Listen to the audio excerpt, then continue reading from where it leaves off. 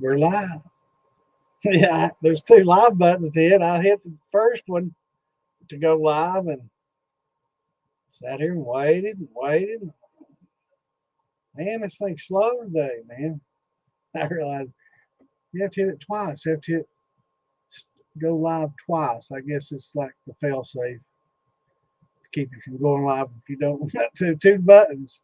Too bad ending the stream only takes one, huh? I've done that by accident. All right, so I'm getting my YouTube notifications. A little bit of a lag. Yeah, let me get these links out. Hope everybody's having a good week.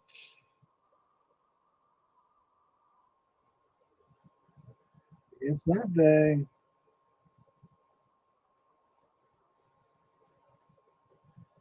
All right, let's see. Bam. Another notification. It takes a little bit, surprisingly, a little bit longer than I would think.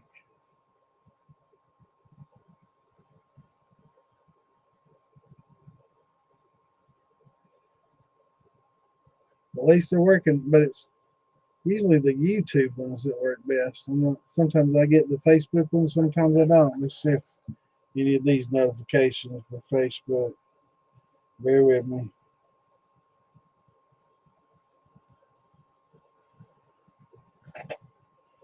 No, none from Facebook yet, but one from, well, that might have been it too. Moonshine Militia, Fieldbilly Moonshine from YouTube, but not from any other way. Twitch. Just got my notifications from Twitch. Not Facebook. Interesting.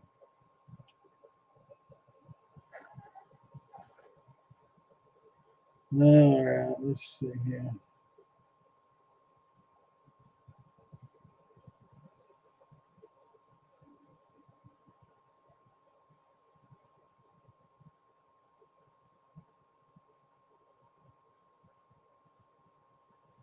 All right, let's get these links out. What's going on, Brian? What's going on, Hellbilly? What's up, Tricky Bricky?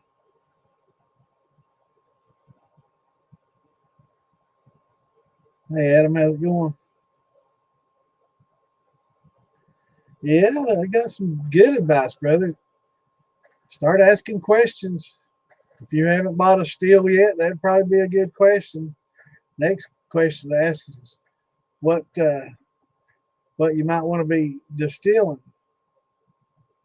Yeah, doing good, Tricky. Thanks, brother. All right, let me get these links out, and we'll be right back.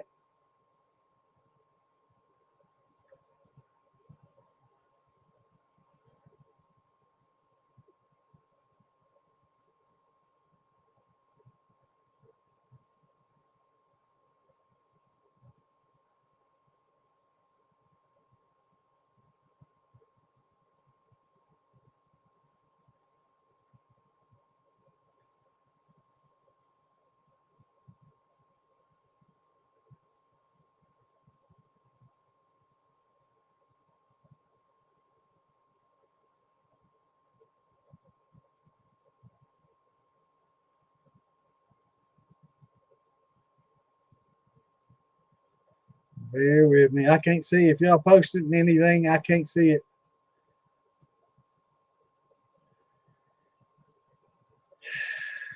I hate that shit.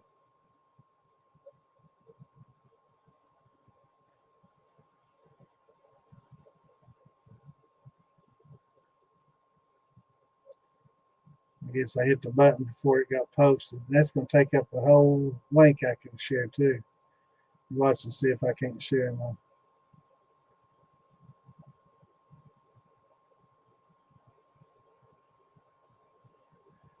Getting in too big a hurry.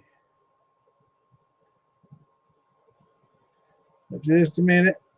The person, the beginner that was asking, bear with me. I got to share links to all this, and I can't see the actual chat right now. So just bear with me, and Think about what you want to distill. You want to make whiskey, rum, vodka.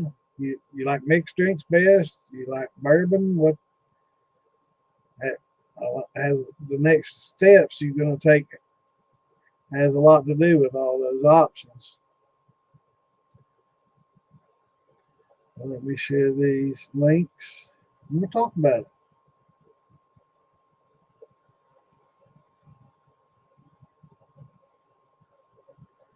Because that's what we're here for.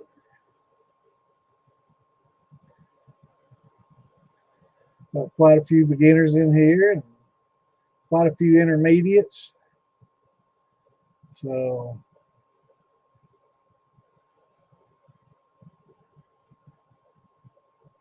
you're in a good group to learn.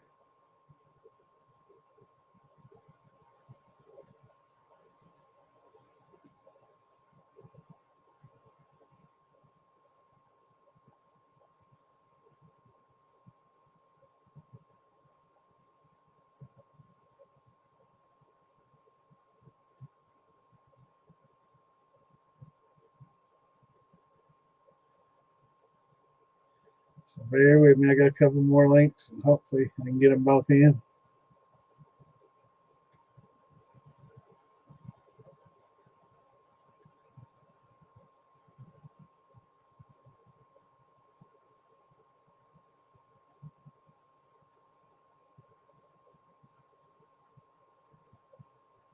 Man,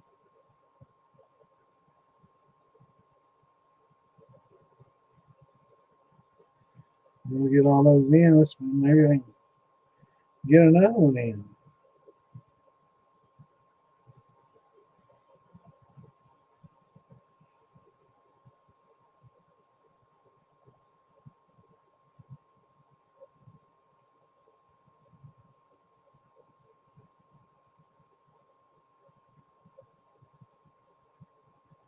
All right, let's see.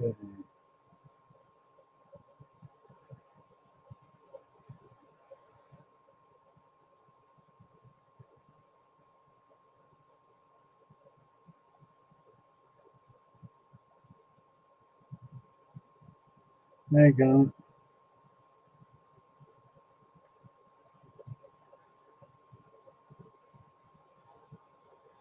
All right.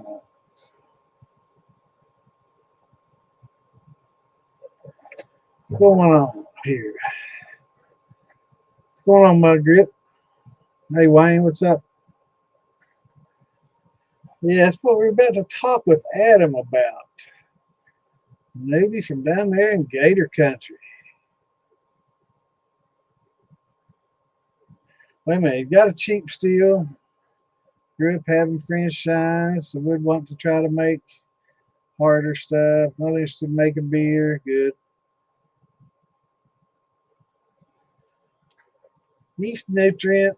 I mean, it's basically what the essentials that your yeast need to survive and thrive. It's mostly a lot of it has to do with nitrogen, but there's other essential uh, nutrients, minerals, and supplements and things that it needs. Most people just use diammonium phosphate. It depends on what your distillate is, though, or what your mash is going to be. If it's going to be like a 3 grain and you're going to be using a malt, you might not need nutrients if you're going to be using malt. There's plenty of nutrients in the malt itself. So it really would depend on what your fermentation is.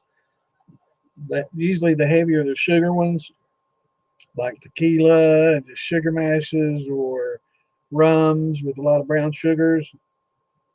A lot of your brandies that have a lot of sugar in them, or just fruit that doesn't contain enough nutrients, the right nutrients. So part of the fermentation process requires, the nitrogen and ammonium, so NH4 is essential. It's kind of like growing plants, similar to plants that have to be fed. It's pretty much the same thing. They're going to require nitrogen to grow, and same thing with the plants. They require certain minerals and supplements and And so, having those helps make them a lot better, a lot happier, and a better fermentation. Is 100%. I think a lot of things you can do without them, but it stresses the yeast. They don't thrive as much, and you tend to get off flavors. So keeping your yeast happy will help keep a lot of your off flavors down, because that's stressed yeast is generally what causes a lot of off flavors and bad flavors, and the happier you can keep them, the better the flavors are going to be. Um, so what kind of cheap steel did you get, brother?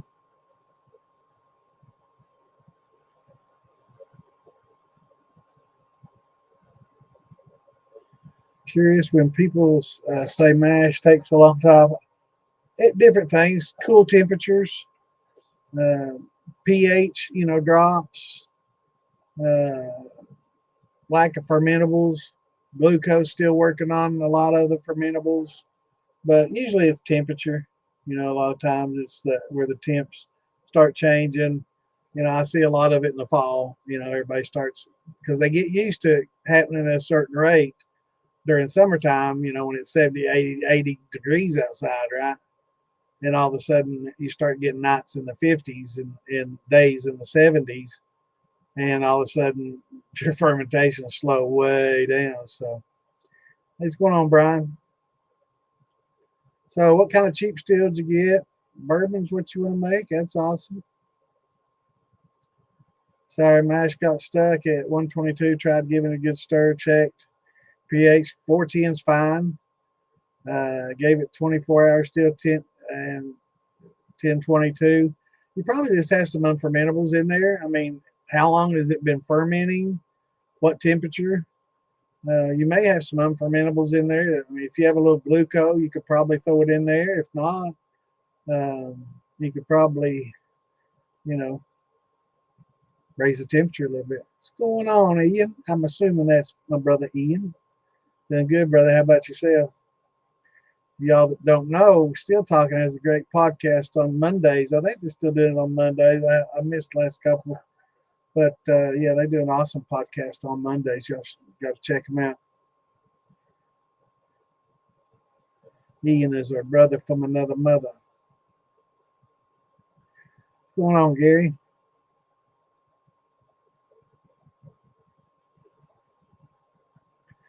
Awesome. I love to hear that, man. That's good to hear, brother. Sister, Linda. I'm glad they're enjoying it. Hope they're learning a lot. What's going on, Dylan?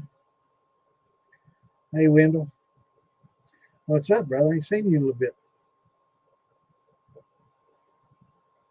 Yeah, it's a little bit early. Starting to warm up a little bit. We got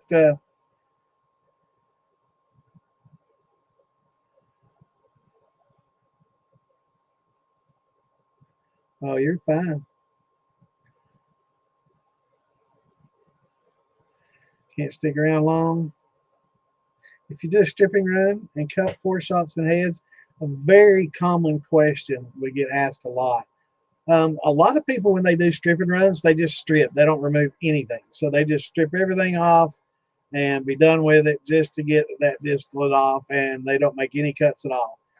Some people will do a stripping run. They'll cut just the 4 shots. So they just take a very little bit of the first off, and that's it. They let the rest go with all the heads and everything in there. And then some people, will make cuts, and they'll, take out everything that they can, make decent cuts, and then run it again. No right or wrong way. I think taking the 4 shots off is a pretty good idea in the high heads. There's really not a lot of alcohol in that to begin with, so carrying that forward, I don't think is the best of ideas. It really depends on the distillate, what your plans are, and how you're going to age it, and things of that matter, and how far into the heads you go. Um, but you definitely you can take the 4 shots off, and you can take the high heads off if you don't want to deal with them again. I think if you take them off then, you have fewer to worry about later. But If you do take them off, you still, on your final run, you'll still have some to remove, because basically we learned that you'll find heads completely through the runs, and there'll be a little bit of forest completely through the runs as well. So there's always going to be some. So the next time you heat it up and you go through that temperature change and rising, right, you're probably going to get a little bit to cook off then as well. So you can, after if you take them off during the stripping run, you can take off a little bit, but we're going to use our senses. We're going to use our smell, our feel, and looking at it, how it hits the surface of whatever jar it's stripping in, whatever.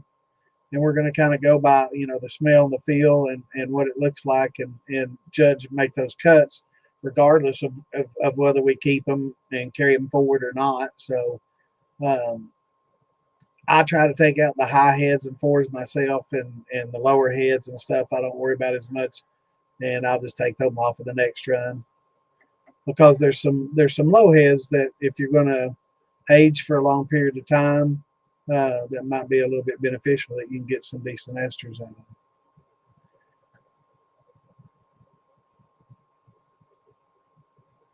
So yeah, on your spirit run, if you even if you do take some out, you should probably, you're going to definitely go through the smell, taste, and go through all that to make a proper cut. Got a 5-gallon bever. Yeah, it's a little tougher.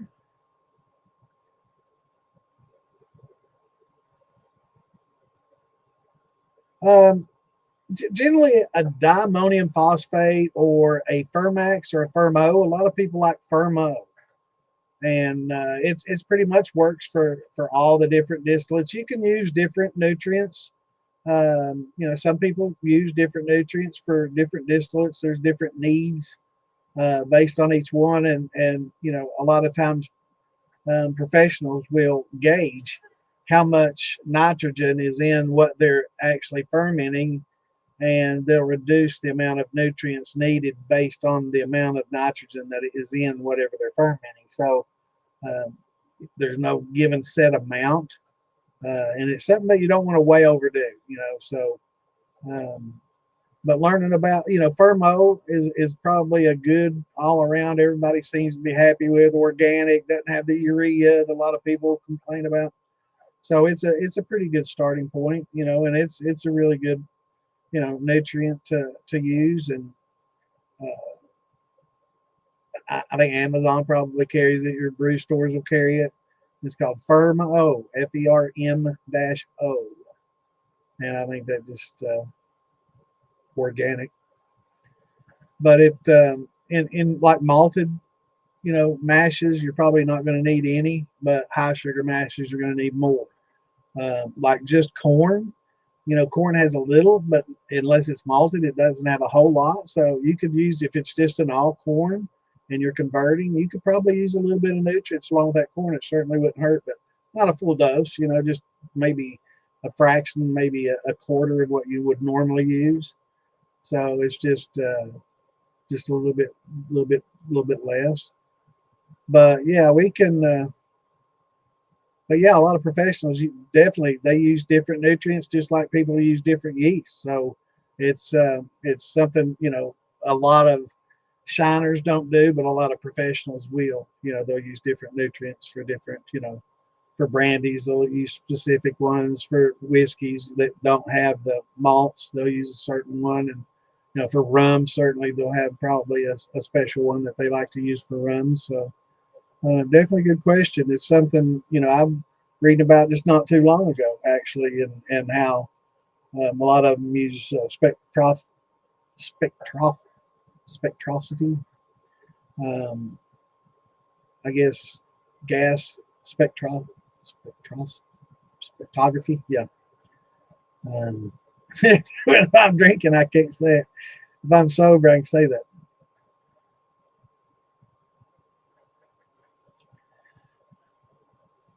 But yeah, we'll talk about your bever here a little bit. Have you used it yet? That's the next question we got for you, Adam. Have you used it yet? down collecting wild yeast, and I mean deep. Yeah, it's easy to do, man. It is.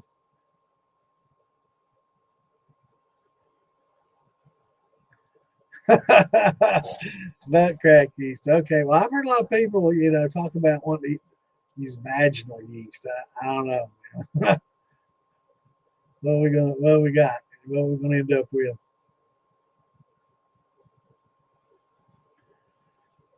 Um, Probably not. People tend to run the stripping runs a little hotter and faster than they do the spirit run. So the stripping runs generally done a little bit hotter and faster than the spirit run. Good question. I agree.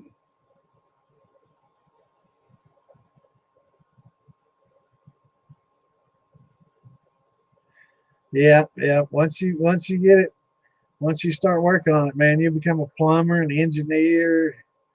Yeah, you'll be an expert in several fields. Hello, Miss Lisa. How are you tonight?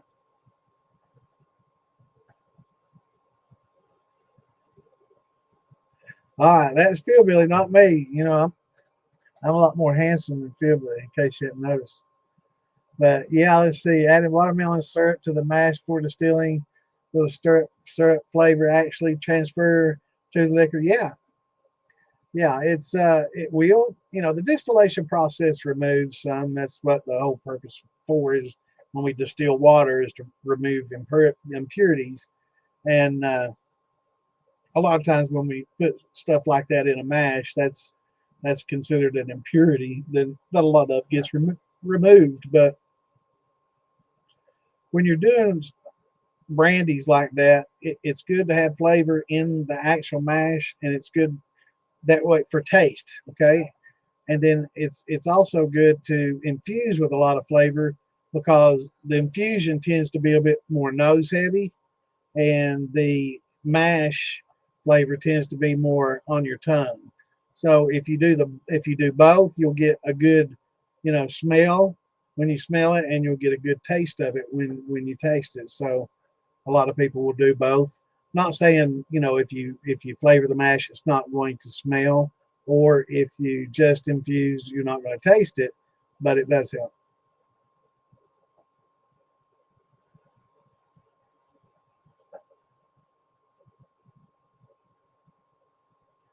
Yeah, the taller your column, the more reflux you're going to get.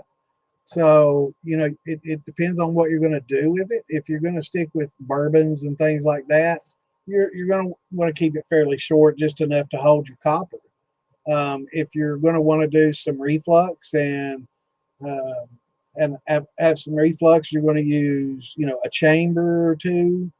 Um, you can go with a short spool and then chambers, and then on up. If you want to use a deflegmator, you can use a longer spool with a deflegmator on the top, which a lot of people do. That's a pretty common column setup for like a lot of these keg setups that they sell. It has basically a 24, 28-inch spool. We call them spools. And on top of that, it'll have a deflegmator, and you can just stuff, and it'll have a sight glass. So you can stuff that spool with some, copper, and have that in the vapor path, and get some reflux out of that. And then with your deflag, you can get more out of that. But that's more for higher proof stuff when you want to turn out a higher proof. But for lower proof, just use a shorter spool and go into your elbow and into your condenser right off the steel, and you'll maintain more flavor that way. Unless you're going to use, of course, some jar rigs or a thumper or something like that. Then it just how much water and flavor you want to carry forward versus how much neutral you want it. The taller column with the deflegmator will be better for like a vodka, higher proof stuff, um, and the shorter going into either a thumper or jar rigs would be better for your like your bourbons or stuff that you want to brandies that you want to infuse. And as far as the packing, it's generally mine that I get is like 4 inches wide. I guess 4 or 5 inches wide. Wait a minute, that's like 6 inches at least, right? All right, so it's like that wide. So I just roll it and get it to about the size of the spool itself. And inside one of my gaskets, my spool, it has like a drain. It's got the big holes in it. Looks like a like a tub drain trap that just catches hair. And I use that as my gasket to keep the copper from sliding on into the steel, right? So I can use it that way, and it doesn't drop off into the steel, and it'll hold it in there. Some people have like screen meshes on on their gaskets that they can use on the ferrule, so that works as well. But when you get modular like that, Dylan, you can kind of switch between them. You can change everything up, so everything's like it's like Lincoln Logs, man. You can Legos or something. You can just start making your own creations because you got elbows, you got 45s, you got tubes, spools of different lengths. You got deflegmators. You got the inline infusers that you can build and create. It's the sky's the limit to what you can do. Especially once you start throwing in some butterfly valves and stuff, and start diverting and doing a lot of that stuff that I do. What's going on, Slacks Mold? What's up, Dave? Good to see you, brother.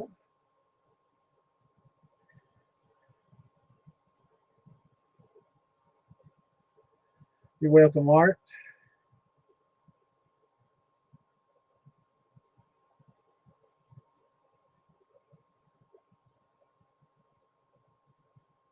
Oh, Clint's tardy. Got to put him in timeout. He's tardy. What's going on, brother?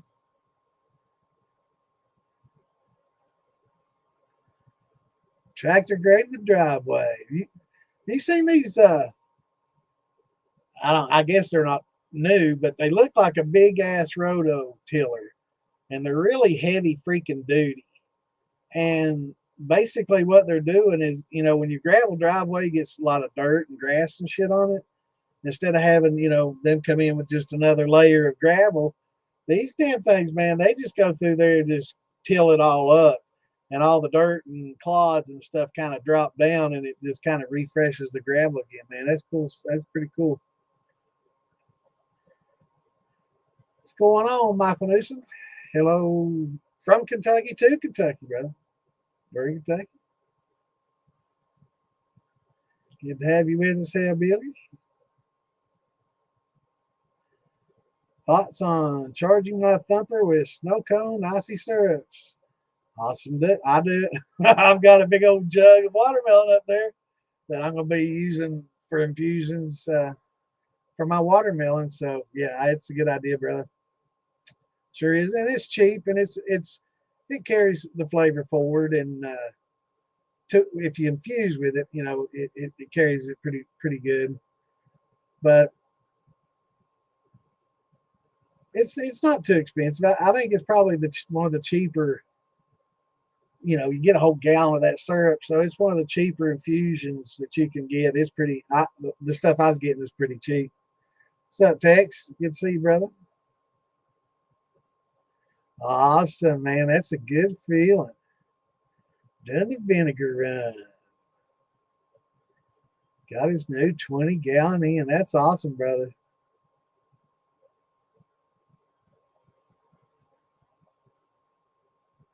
Oh yeah, it's not my idea either, man. They've been using those for a long time, and and it's good for post flavoring. If you don't mind post flavoring, it's excellent for post flavoring. I mean, it'll make an excellent watermelon crawl if you want it to. If you don't mind the color not being perfectly clear and having a little bit of red tint to it, and having a good watermelon flavor and proofing it down, and something that you can drink. A damn thing wrong with it, brother.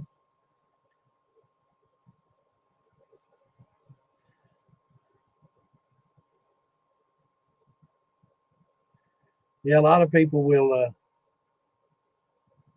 use that to flavor with. It's probably not the quality of a Turani, and I don't think it's TTB. I don't think you're gonna find it on a TTB list or whatever. But what's going on, Kenny Parker?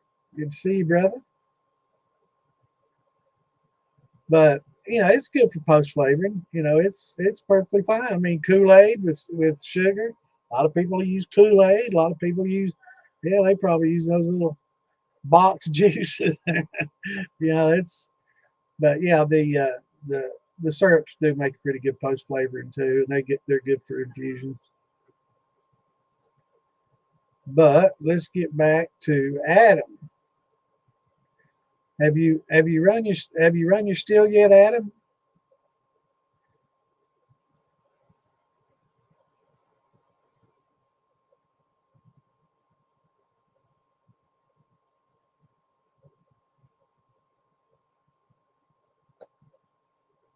Yeah, you'll start out with just the one nutrient, but keep us up now. Let's know, have you used it yet? If not, just kind of set it up. You don't have to run it. You know, just set it up with, you know, full of water, not full, about half full of water, and put it together like you would normally do. You know, don't over tighten those gaskets. I will say, you know, but learn, you know, how tight you can tighten everything up, or learn how tight you can go before you break one of your gaskets, and then, you know, you can immediately start ordering gaskets like a lot of people do. But you can find any leaks you might have, and just boil some water and run some boiling water through it. And it's all stainless, should be pretty clean. If not, you can get some heads if you got some heads, or high proof, you know, whatever, vodka, or if you got pure grain, or you can use isopropyl alcohol if you can get, you know, high percentage of it, and just use that with a white rag and just rub that, polish the inside of that stainless with it, man. Rub real hard. There's some, a lot of times there's some rubbing compounds and stuff that they shine that stuff up with that stick around. So if you can get rid of most of those, it definitely helps a lot.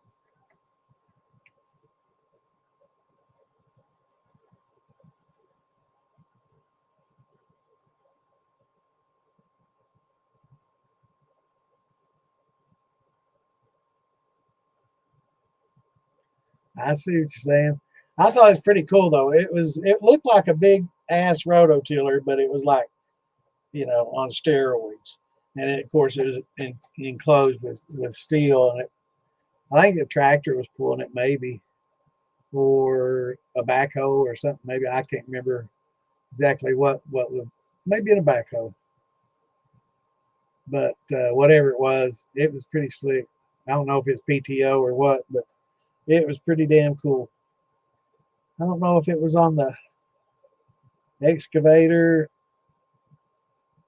No, I think it's probably a PTO or something similar. Or maybe that old motor. I can't remember exactly. All I remember is focusing on those wheels looking like a rototiller on those gravels. But pretty good idea. I got some friends that live out in the country, and that's a constant, you know, constant thing, building up the gravels. Before you know it, they all get pressed down, and you have to keep adding more. Get a good base though. After you get a good base, you should be pretty good to go. Costs a lot to blacktop that stuff.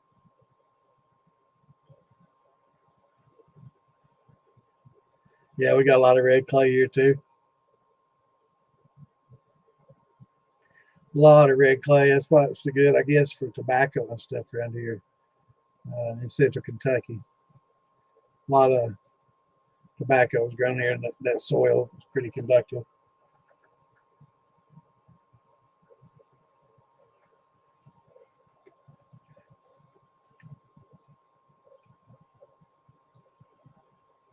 Cool.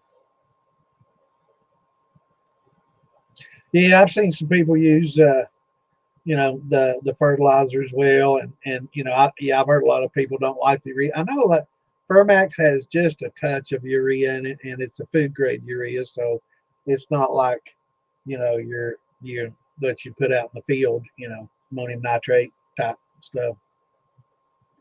But yeah, it's best to use like something designed for it instead of ammonium nitrate. You know, it's kind of hard to, you know, if you experience with it and know how to dose it. You know, I guess you could, but yeah, you have to be careful with it. It burn that yeast up. But yeah, a lot of people use diammonium phosphate, which pretty much most of your DAP will have a touch of food grade urea with it, not much. But the Fermo I know doesn't, and a lot of the Fermax and Fermades have very little, if any. I know Fermo, I don't think has any. But yeah, a lot of people, there's a lot of different things that you can put in there. I mean, I know a lot of people used to talk about using tomato juice and tomatoes and things like that, where, I was always like, no, that's horrible to use because it doesn't have, the yan and fan, the yeast assimilable nitrogen and the free amino nitrogen with that you need for the yeast. But after, not being stubborn and reading more about it, it doesn't have the yan and fan, true, but it does have a lot of other essential nutrients and stuff in it that are very, very beneficial. So, a lot of people do the vitamins. If you do vitamins, make sure that you get vitamins without iron. Iron's something that you don't want to be adding. But yeah, vitamin B and Epsom salts. A lot of people use little pinches of salts, and but yeah, definitely. I use DAP, and I'll sometimes throw in some gypsum, and I've got some calcium, and then I'll lower pH with some acid blend, and then go from there.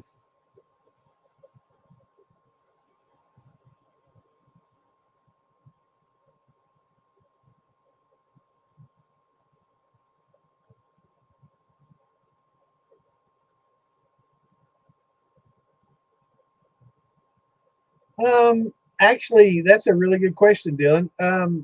The hole that's on the side, you can put a valve in it, just like a half-inch valve, open and close. That way, when you're done with your run, you can just open up your valve and let the air dissipate and equalize, so you don't implode or have any issues there.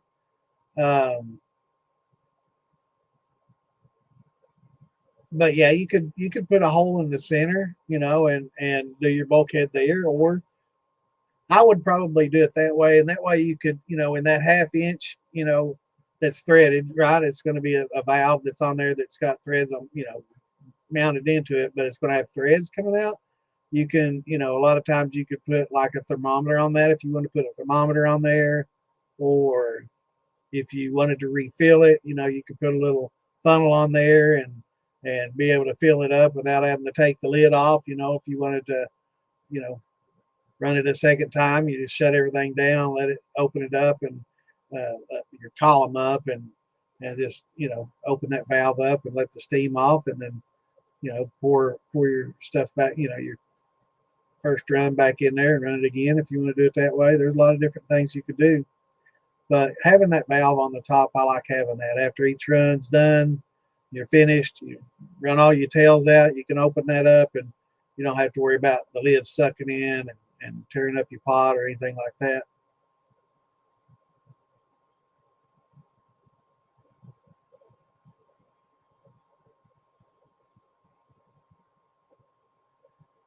Yeah, I think he was talking about going 2 inches. That's what I think he's talking about earlier. But yeah, I'd definitely go with 2 inch. It's the cheapest. Now, one thing that you might run into if you start running into weight, mine, the way I do mine, it's heavy as hell, and there's no way my pot can support it. So I have hooks in the ceiling above, my stove, or outside. If I have to run it, I have to do it near something that can support it, because it's very, very heavy. So it's got way too much weight. Once you start adding a lot of stuff and valves and stuff on it, it gets really heavy. But it works. I just have supports for it, and that works. It's worked for me. But yeah, you can definitely start packing on a lot of weight that lid can't handle, but a keg can. So that's another consideration about kegs, is they can handle quite a bit more column than your bevers.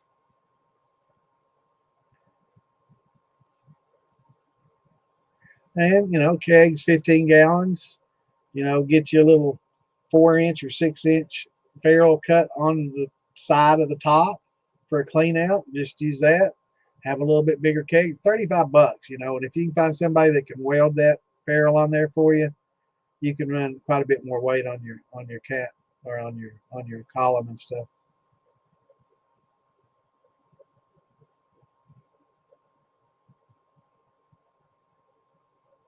Yeah, this one's a heavy duty. It wasn't like, yeah, it was badass. It was going deep. It was probably going 4 to 6, inches deep. It was going, I mean, it wasn't, regrading, but it was going pretty deep. Yeah, that's right, Brian. Yeah, mine's thin too. I mean, the football steels are a little bit thicker, and they have a little, they're kind of shaped, so they have with that shape gives a little more rigidity, but it's still nowhere near strong enough. For those simple columns, it'll do those, but you start adding on a lot of stuff like I've got, you gotta have you gotta have supports. Yeah,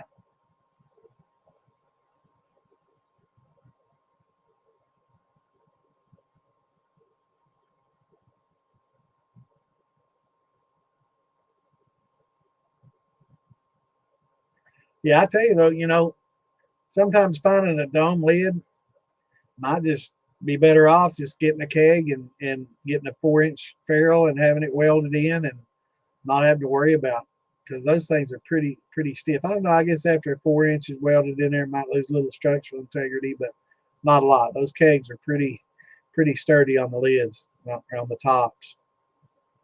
If you go to 3 inch, you probably be a little stronger. But I'd say a keg, unless you got supports, keg's good. But if you've got supports, then you'll be fine. I've used a wire as a coated wire on mine, and it seems to work out real well. What I've always done.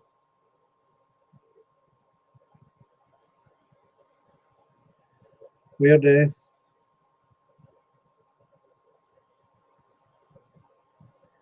I'll let you know, Tammy.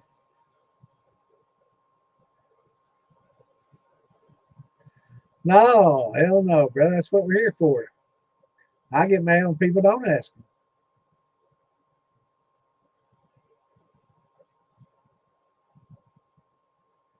Hey, there's a lot of people listening that are learning right now. That there's quite a few people that listen and there's a lot of people that listen that aren't live.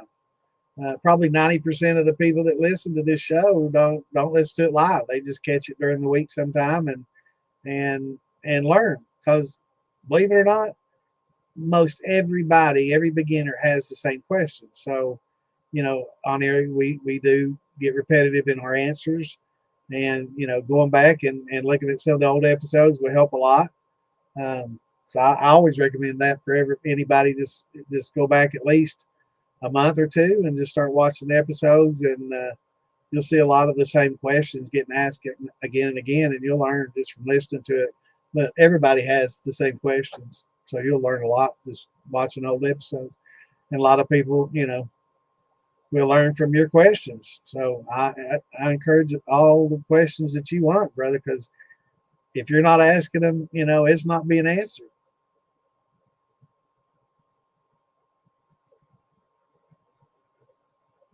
Well, if that's your goal, I wouldn't really spend a whole lot of time and money and effort in your 13. Um, just grab a keg and start using it. I mean, $35, $40 on. I don't know where you're at, but I know here. Usually you can find them in Ohio and Tennessee for $30, 20, 25, hell, cheap as dirt. But they're a little harder to find around here. I think everybody gobbles them up real quick and uses them in Kentucky, so they don't last long. And I don't know if you've all seen the R2D2 and the C3PO. That shows them landing, and it says, "I think we've landed in Kentucky." And the next thing you know, they've been converted into some steel. So that's yeah. There's a lot of people that listen in. Kenny is. I do encourage people to ask the questions though if they have them. But yeah, finding somebody to weld your keg I can't recommend highly enough than going all electric and keg. Because when people see that keg sitting over there, they don't really see those ferrules on the side. They don't think about it. All they see is a beer keg. That doesn't say moonshine still to them. You got an old copper pot over there with a cape and everything, and big cap and lint arm, and people are like, "That's moonshine still." So there is some, a little bit of camouflage with a keg steel. I agree with Clint. Just save your money and do it. Just save your money and get the ferrules, and don't have to be a copper ferrule. Somebody's asked me last week about copper ferrules. They had a big 4-inch copper ferrule, and I was like, man, you could probably just give somebody in the business.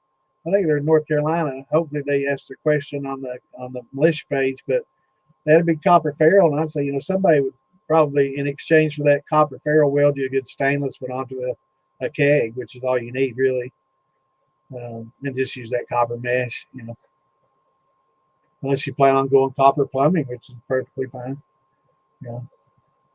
But you don't have to have that copper ferrule. That first one doesn't have to be copper, and it's easier to find somebody's going to, weld stainless to stainless, and then you can put your copper, spool, get a copper spool to start your column, put it on that. That's right. Where there's fraternities, there's beer kegs. You might get lucky and just find one out in the field somewhere.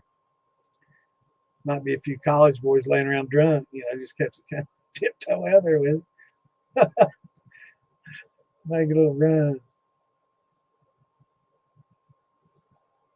All right, Dylan, we'll take it easy, brother. We're here every Wednesday and Saturday at 8 Eastern. So start planning. We can work up everything that you need to get and have your little toolkit ready to go, brother. Yeah, Greg.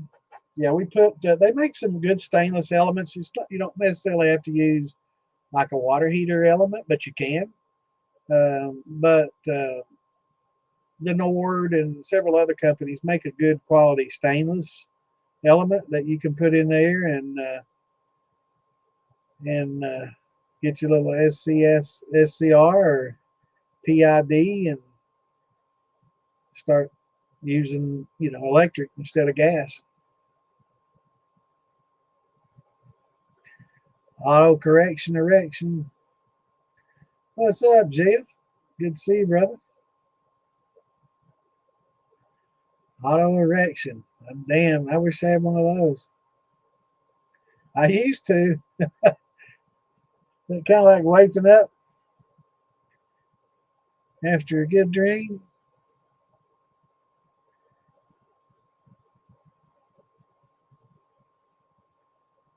You haven't seen the 5-gallon buckets that have elements in them? I've never seen plastic buckets with elements. That's a new one on me, brother. I wouldn't put a lot of heat around any of the plastics. I mean, the plastics are fine to mash in, but once you start getting, and it's okay to put your boiling water in and do all that, but as far as having the heat of an element in it at a constant heat at a specific area right next to it, I would tend to say no. I wouldn't dream of that.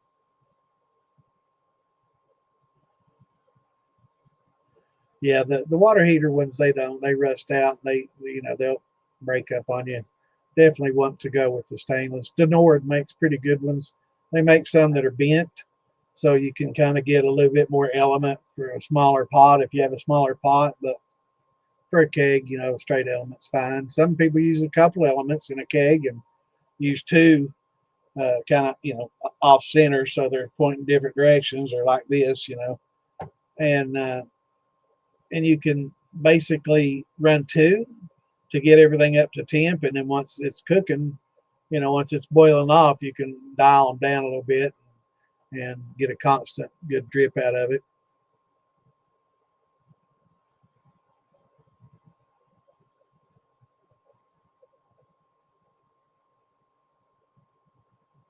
I appreciate it. Let's see.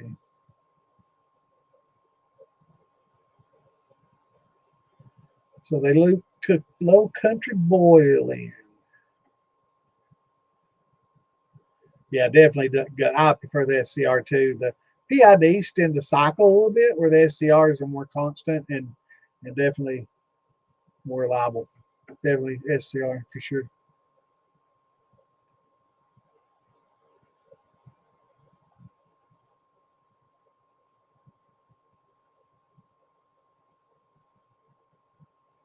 Swamp buckets. I'm gonna have to Google these swamp buckets. I'm Googling for those that say I Google everything. I don't know about swamp buckets, so I'm Googling it. Yeah, I think it's a plastic bucket.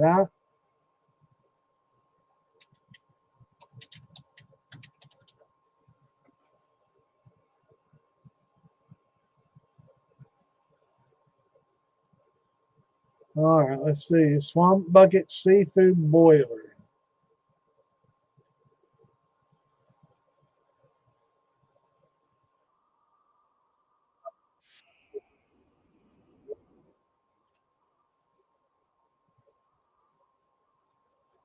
All right, I'm gonna watch this real quick.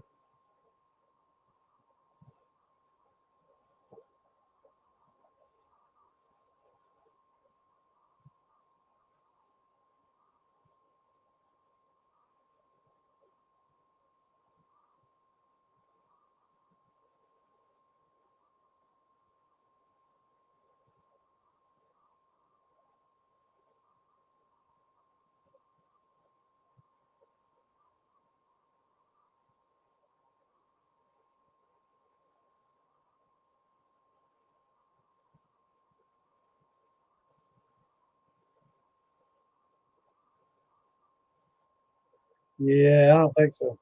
I'm not gonna do it. No, I'm seeing it now. I understand how it works because there's liquid in there, and as long as there's liquid in there, it's kind of like boiling water in a styrofoam cup, kind of thing. Um, but yeah, I'm not gonna get boiling alcohol anywhere near plastic. Thing when you have a mash, you don't just have ethanol. So everybody looks at ethanol on the charts, the compatibility charts, and ethanol won't really phase that HDPE, which is what that bucket's made from. It's a high density polyethylene, most likely, and so alcohol doesn't affect that, but acetone does. And you got boiling acetone in that plastic, and you're going to be getting microplastics off in your vapor, man. And that's something that's really a lot people are a lot more conscious about these days are the microplastics. Uh, so that's definitely a concern. I would say no. I'm not going to recommend it just for that reason. Um, Maybe for boiling the water or something, it just, I don't know that I'd even do that. I just soon drill a hole in an old stock pot, aluminum. You can use an old aluminum pot or something cheap. You don't have to have stainless or copper to boil water in. You can boil water in an old aluminum pot. You just don't want to put a real acidic mash in there that's going to boiling acid basically inside the aluminum. But yeah, for water and sugar, it might be okay. But I mean, if you got a big old pot, metal pot, or a keg, a lot of people get a keg for $35. I'm sure probably cheaper than that 5 gallon bucket. I know. $35 keg, and they'll just cut the tops out of it and have the handles, right? And just cut the whole top off of it and use it as a 15-gallon boiler. Just then they use it for shrimp and a lot of things. That's an old way to get you a good sized boiling pot for $35. Where else are you going to get a stainless pot with handles? Doesn't have a lid. I guess you could probably the lid that you cut off. You could probably rig some little tangs on it that you could use it as a lid. Uh, but yeah, it makes a good little boiling pot. So if you want to go that route, you can just put your element straight into you keg that way and just use it for a boiler. If you want to go that route and have another keg as your steel, that'd be a $35,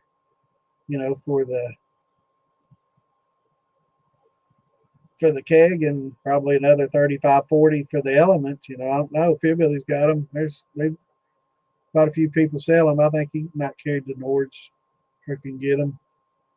But yeah, good stainless. No, Greg, I'm glad you asked. I hadn't seen them doing that. I wouldn't do it. I wouldn't use those really. It's I'd just be concerned about, especially for food.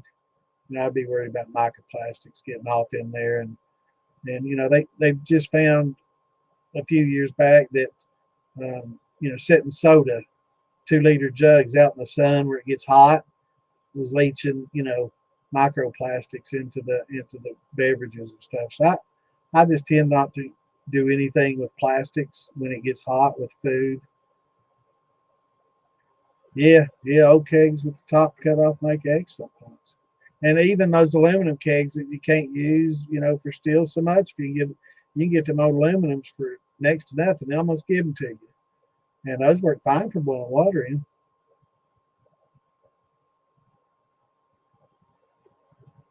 Are they, Richard? Yeah, they're always, every time I look on Facebook, they're always freaking in Cincinnati or Tennessee. They're never none around here.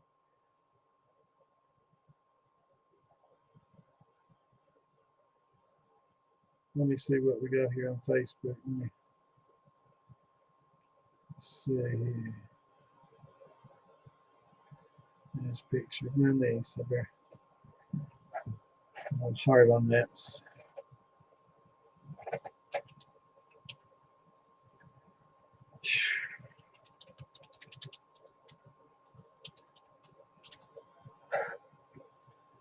All right, there was a marketplace. Okay. $20. Oh my God, I gotta go see if I can get that. $20 right here. 5-gallon. Thumper right there.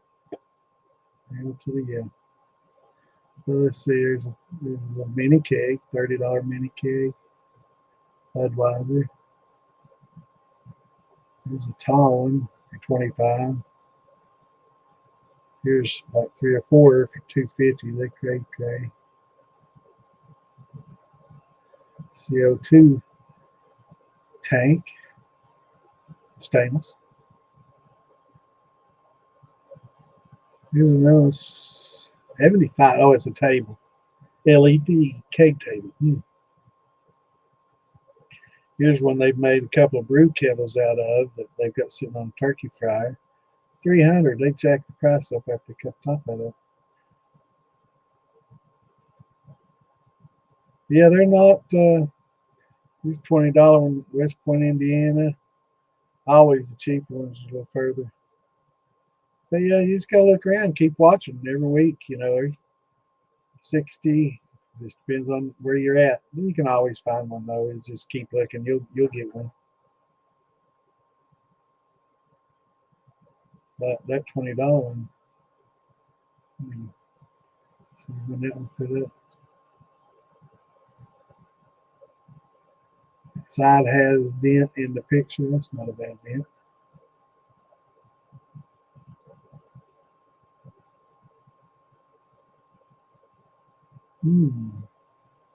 Interesting.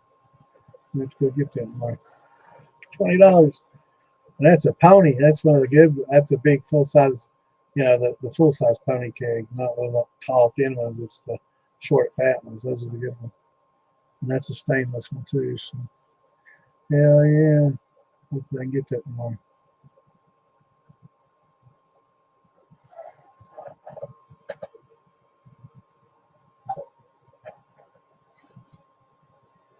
Do they, Clint? Wally World?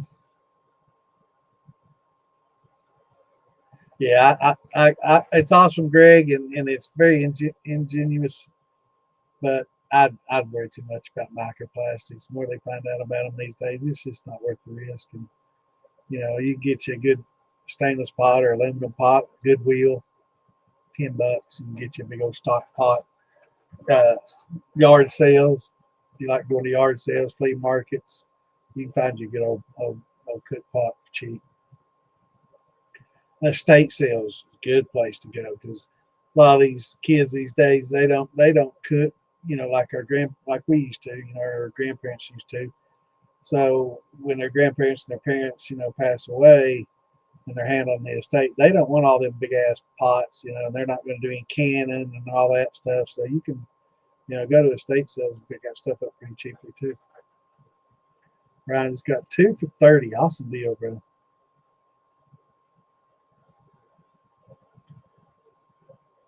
Yeah, they're not open. We don't have a 24-hour one close to here. We got, hold on. Is that Walmart neighborhood market 24-hour? Okay, I don't think so. Yeah, we used to have one here, but it's not anymore.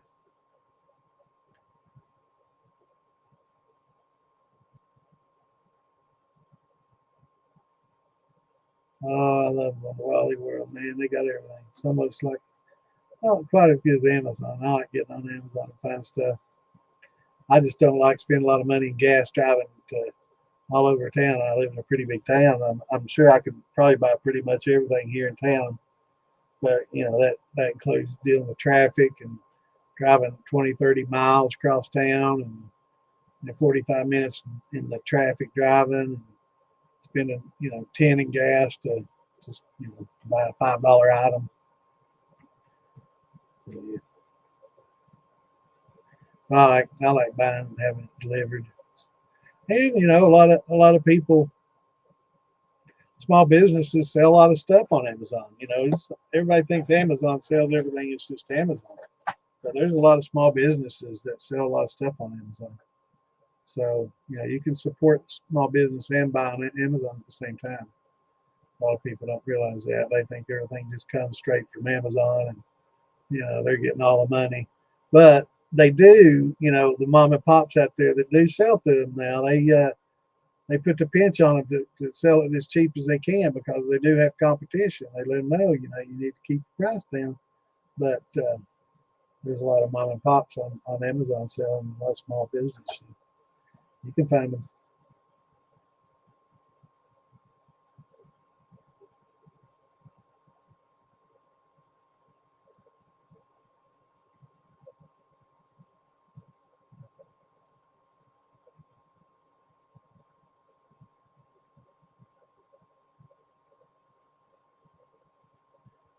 Yeah, I mean, if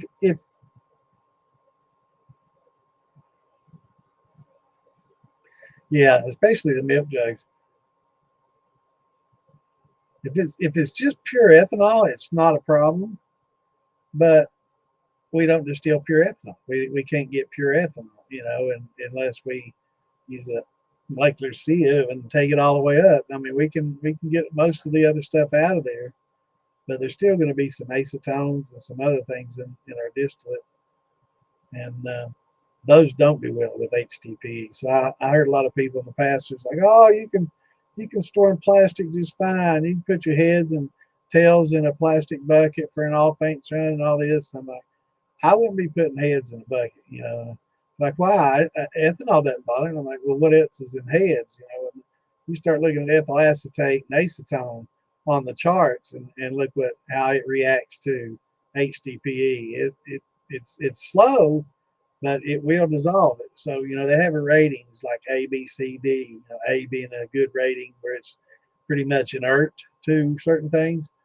And I think HDPE and LDPE with acetone and ethyl acetates have probably like a C rating with it. So you're getting some plastic. That's what that's telling you. What's going on, James? Good to have you in here, brother.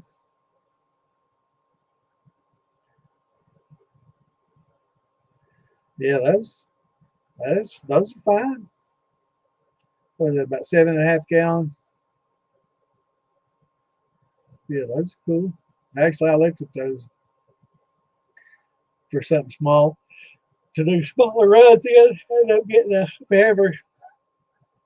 Got an 18.5 gallon Bever to do on the stove and run smaller runs and stuff. And cakes, I got cake steals too. I got 7.5 and 15.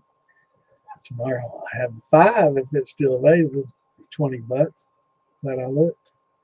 It ain't pretty, but I don't care. I bet the inside looks just fine. I'm glad I saw that. There's some rye bourbon barrels, $45, 53. Man, those are nice and shiny too. They look like they just came out. 45, but hell, you can get a damn wood 53-gallon wood barrel.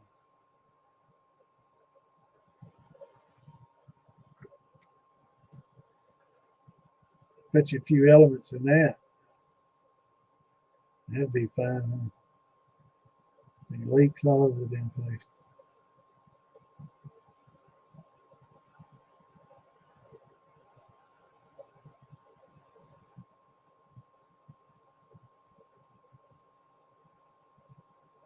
Awesome, brother. That's good. That's a good setup. So have you got your column to come off of it yet? Have you purchased that, or got your little whiskey head to come off of it, or still shopping for that, or gonna build it?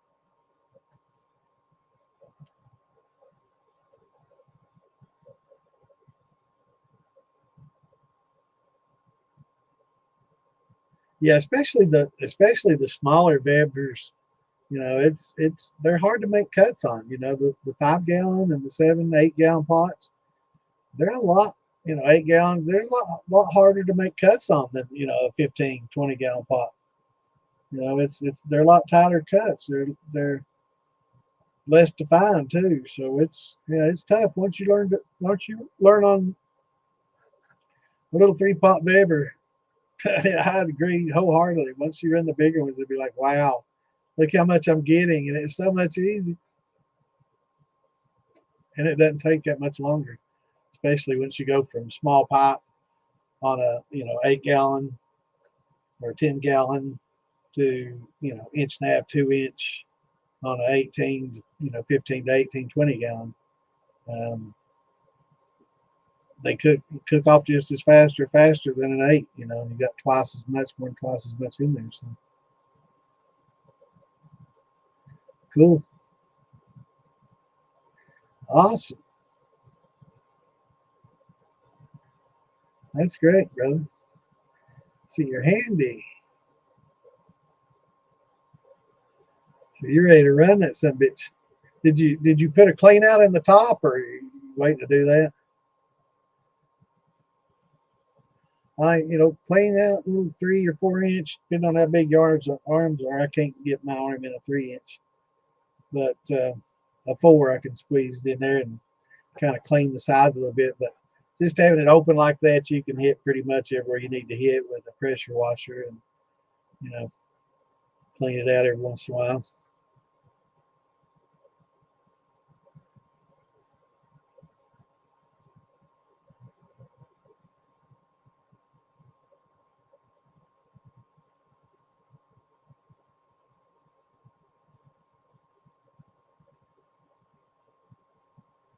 Yeah, I've had pretty good luck just setting mine to the next to the old. Well, it wasn't outside though. It wasn't like real cold, and it didn't have to heat up a lot. So I'm just basically in the basement heating from 70 degrees up, 60 some degrees up. So love that. How's it going, Bradley? Brian? Perfect.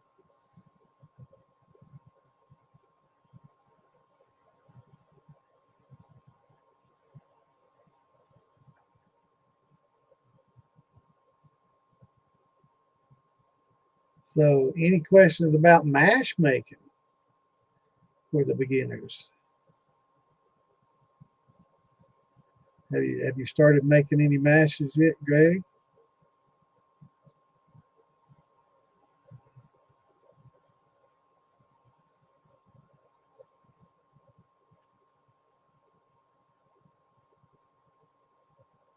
I wonder what happened to Adam. Back in Florida.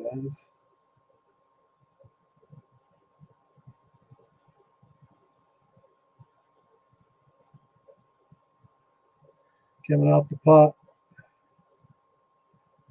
1/2 inch, 2 half-gallon thumper jars, reduced to 3/8 worm, 15 foot. Hell yeah. Is that off a keg? Oh, pot. So you're probably got the beverage pot. You did just say that, didn't you? Look, 13, yeah.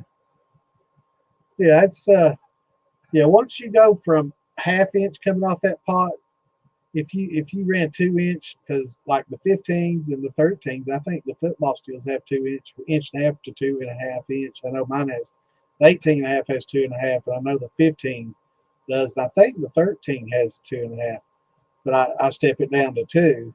And man, I tell you, once you open up that vapor path like that, it goes a lot quicker. You'll get through your runs a lot quicker. And I think one thing that happens is I think when you have smaller plumbing, you tend to build a little bit more pressure in the pot. Follow me? And when you build up pressure, the temperature shoots up. And when you get that temperature shooting up higher and running it hotter and faster, you tend to cook everything off at once more. So you're getting, kind of a blending effect off of it, where your heads kind of get carried all the way through because it all wants to cook off at once, instead of, I know we don't do fractional, but at least when you're bringing it up slow and low and slow, and you get to the 196 point, and you can hold it there, I think you tend to get a lot more off that when you have that open vapor path, because it'll hold at that temperature a little better and longer than if you had that pressure behind it, because it's harder to control the temperature because of the pressure, right? So I think having the larger pipe coming off of it definitely helps.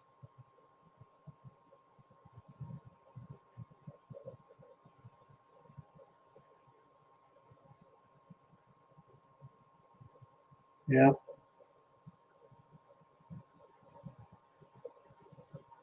So a lot of people, Texas, put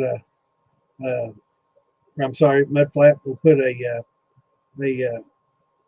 bulkhead fitting on there and run 1.5 or 2 out of that, and make it a little bit more, I guess, versatile, where you can add a lot of the other stuff. But, I mean, you've already got your jar rigs, you've got everything down and done. So, I doubt that, other than time, and a little bit of blending and smearing, it's not going to be worth that much trouble. But kegs, going to a keg, man. I love the keg stills are awesome. I used a keg for a long time. Long time. When I came up with the bypass back in the early 80s, when I was in college, we ran a beer keg.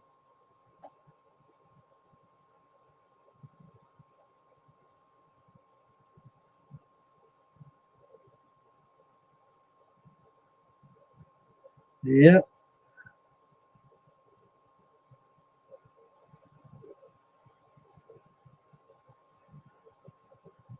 cool. 1 inch with the half going in it like a lobby. That's cool. Yeah, yeah. The larger your vapor path, it cooks off quicker for sure, and you can regulate your temperatures a little better. That's one thing I like about having it come off. I noticed I didn't have as much pressure built up, and temperature was easier to keep it from wanting to shoot up. Yeah, for the beginners, it's what's going on, Robert? Likes his popcorn, something's moonshine. That's awesome, man. Good stuff, brother. But yeah, for the beginners, there's other than the steel, there's going to be some certain tools and stuff that you're going to need. You're going to need hydrometers, triple scale hydrometer to measure the amount of sugars in your mash, and not just like table sugar. We're talking about converted sugars as well, the sugars that you convert from the starch to the grain, which is what you're going to learn to do. And that's where you get your cheapest sugars, and your best sugars come from grain conversion. So it's not as hot. It'll produce a lot, and once you get get it down to a science. You can make sugar cheaper with converting your, yellow dent number 2 starchy corn into sugars, by using the amylase, in the conversion process. So it's cheaper to make sugars that way than it is to go buy a bag of sugar. Now, it's a little easier to buy a bag of sugar, but when you do, it mashes in quick, it converts quick, it everything's quick about it, and nothing's good about it. So in distilling, you learn in mashing and distilling, time and patience means a lot. So if you tend to rush things, it tends to show up in the final product. But using like pure sugar, it'll make a hotter. It's a hotter liquor than if you use, a converted grain from starch, converted starch from your grains.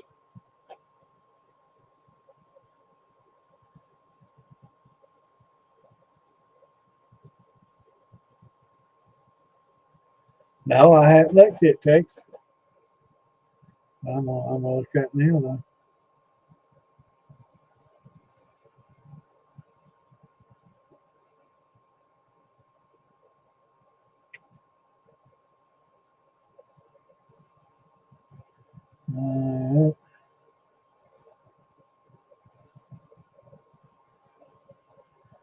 I'm scrolling, brother. We've got the name of Korea.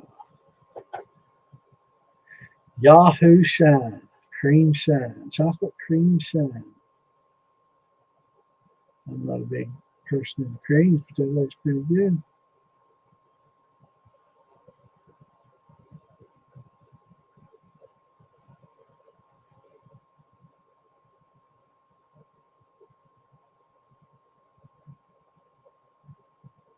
Heck, I'm not saying, where'd you post it? We got so much activity in there. That's good though, man.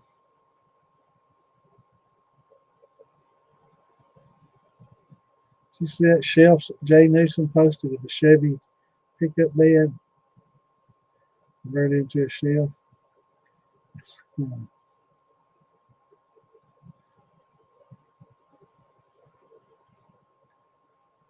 No, I don't see it.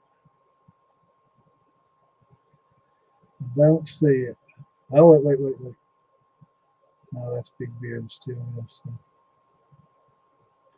All right, I don't see it, brother. The militia page?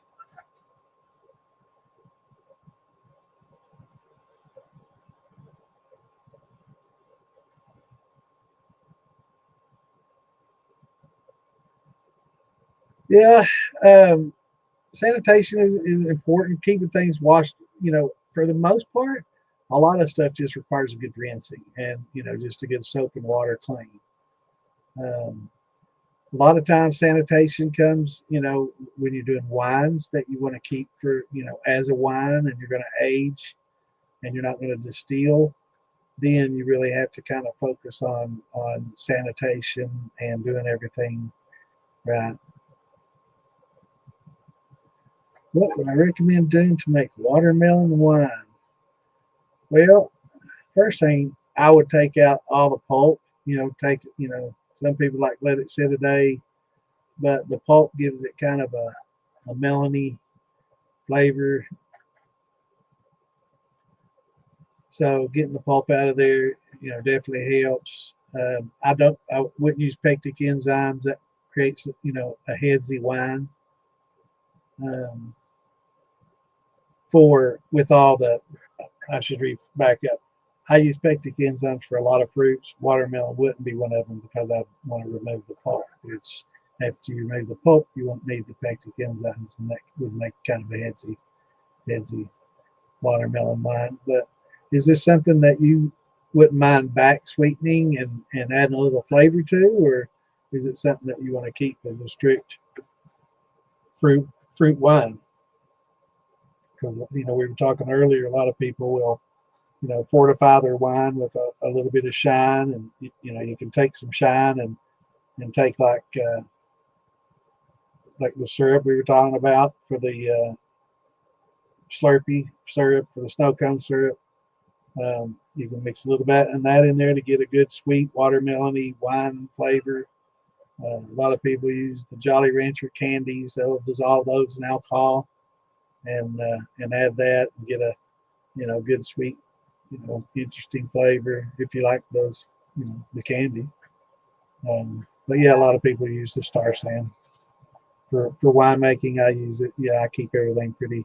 You got to keep everything pretty clean for winemaking and beer making. Whereas in distillation, we're pigs when it comes to all that. When you learn the winemaking, you tend to be a lot more clean as you should be. But a lot of brandy makers and distillers, they just rinse it out and let it go. And they're not, if they get a lactose, sometimes they'll sanitize to get rid of the lactose so they don't get it early. But for the most part, everything that gets distilled cooks anything bad off anyway. So most people get lazy and they don't. But yeah, Star San is a really good cleaner.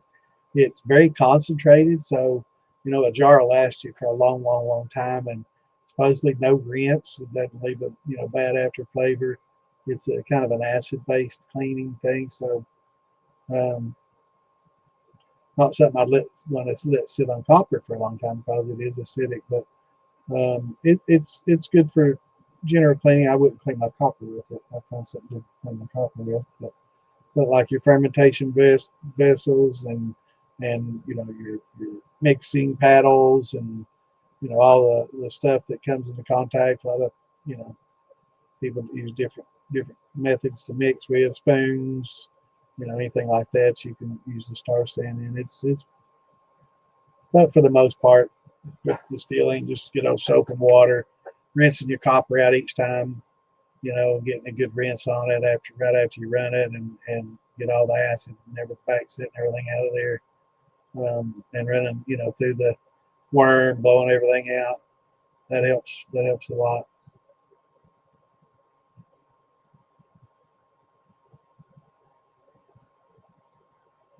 Yep.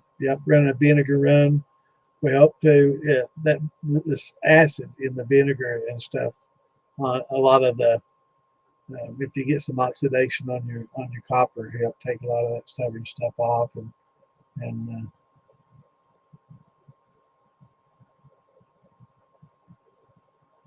but yeah, Star San's real good. It's cheap, and I mean it's not real expensive once you consider how much you use per use, because it just takes like a capful for a gallon. Man. It's very concentrated.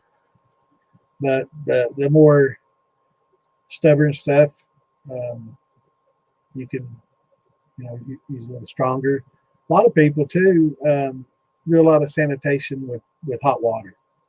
When you're doing your mash, getting that water over 160 degrees to dump on your fruit, to kill any bacteria off and the bird shit, the wild yeast, everything on there, bad bacteria, Cetobacters, from yeah, it's dumping really hot water on that to help kill things off. That goes a long, long way than trying to just cold mash in. Cold mashing tends to get kind of nasty because of that get sanitized right off the bat, pasteurized kind of, right off the bat.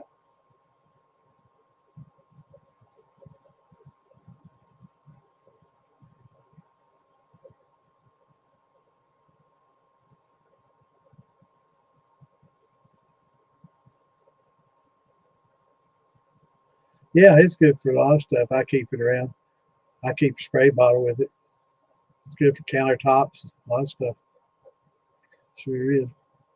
And it's cheap. It's so concentrated. But like cutting blocks, stuff like that, it's good for that. But it's not a cleaner, it's a sanitizer. So keep that in mind. It's not a cleaner, it's a sanitizer. I think a lot of people tend to try to use it for cleaning when it's just for sanitizing.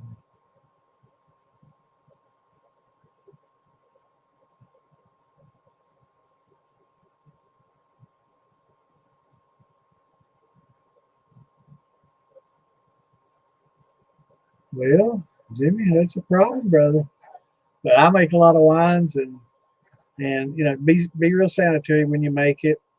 Try to use all watermelon juice. Don't try to add any water to it at all. Just use the watermelon juice to ferment with. I just take all my pulp, blend it, run it through a screen, a strainer, and or a mesh bag, and get all the liquid off. And then I just add some nutrients to that, and just ferment the juice alone. But as a wine, if you wanted to, like Philly did, add a little bit of syrup, or add some, take a pint of shine and dissolve some of those. A lot of people love using those. I like using them too. The hard candies. You don't have to use the expensive Jolly Ranchers. You can use cheaper rock candies, cheaper stuff. But those are good. Once you dissolve them in some liquor, pour in your wine, fortify your wine, get your proof up a little bit, and so you could use just a little bit of vodka. You wouldn't have to pure grain or whatever, and just a little bit to dissolve them in, and add that or back sweeten it. There's so many, but if you like a good natural wine, but I will say, different wines have different ages. So like a grape wine, the older it gets, the better, up to a certain point, 20, 30 years, whatever down the road. Some of this 100, 200 year stuff, probably not that great. But maybe it is. I don't know. I've never tried it. But a lot of fruits aren't like that. A lot of fruits don't necessarily get better over long periods of time. In fact, most fruits don't.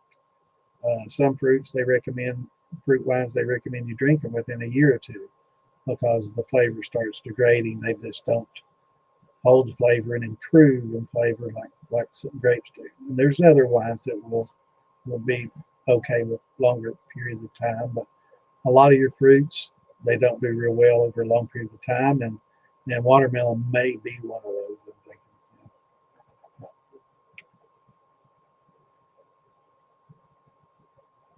Yeah, Jimmy, you can. Good point. You can do.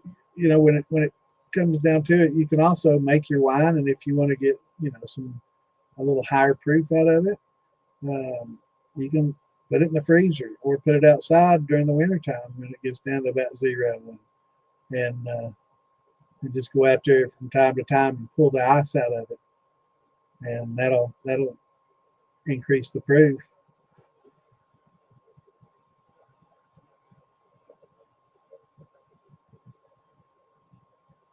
Yeah, you can do that, and you can also, like the watermelon juice that comes off the watermelon. You can kind of boil that off and treat it like you would a maple syrup. And kind of just boil a lot of the water off and concentrate it. Yeah, that works real well.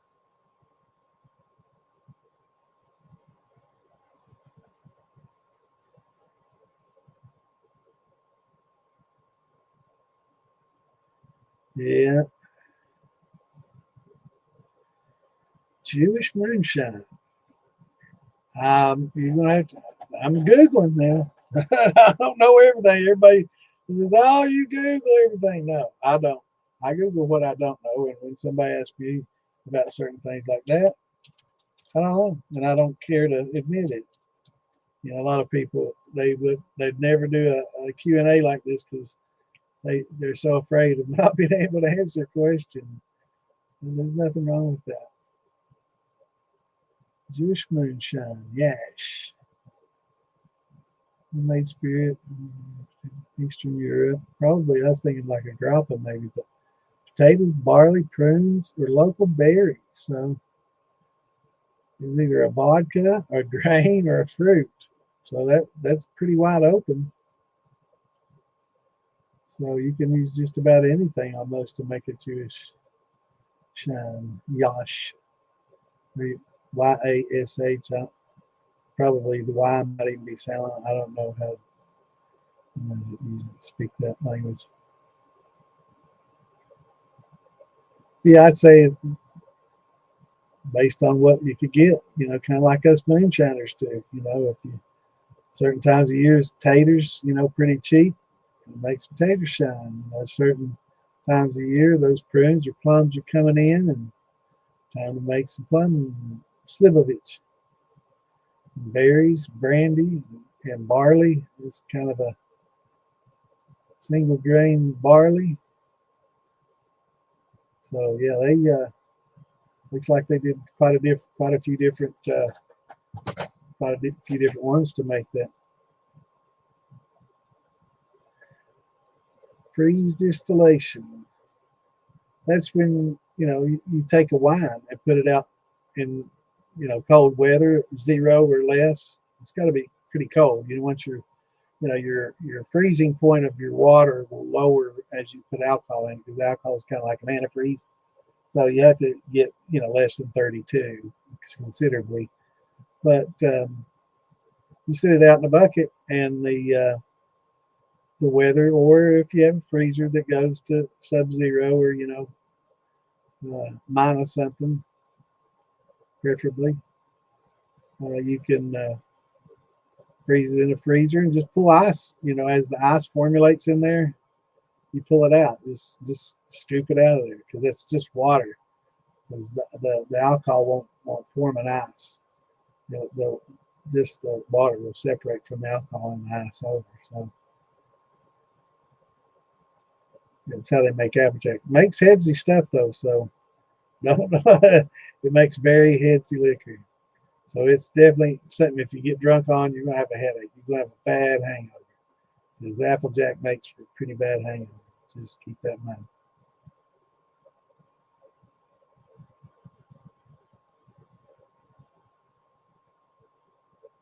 Yeah, the HDPE barrels. Once you get them pretty clean, you can spray them out if you want to. If you're worried about it, you can get you a 3M pad, or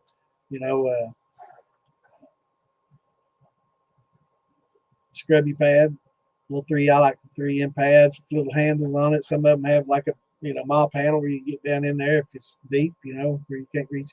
15-gallon though shouldn't be too big. Yeah, just clean them out, scrub them out real good with a little Dawn, and then follow up with dump some hot water in there or something, some boiling water into it, and slosh it around, and good high temp water, kill about everything in there. So that would be pretty good. Now, you know, Clint was talking earlier about some of these old olive barrels and pickle barrels. The big black ones. They tend to be a little bit harder to clean. Get that pickle, juice, that sour pickle note, in the olive.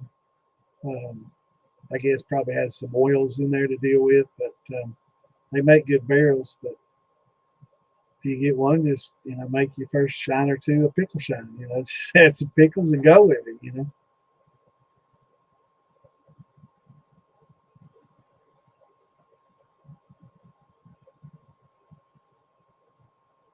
Yeah, I'm the same way. Yeah, yeah, I think that's what they were asking about earlier, um, about him pouring that puree in there, that concentrated puree.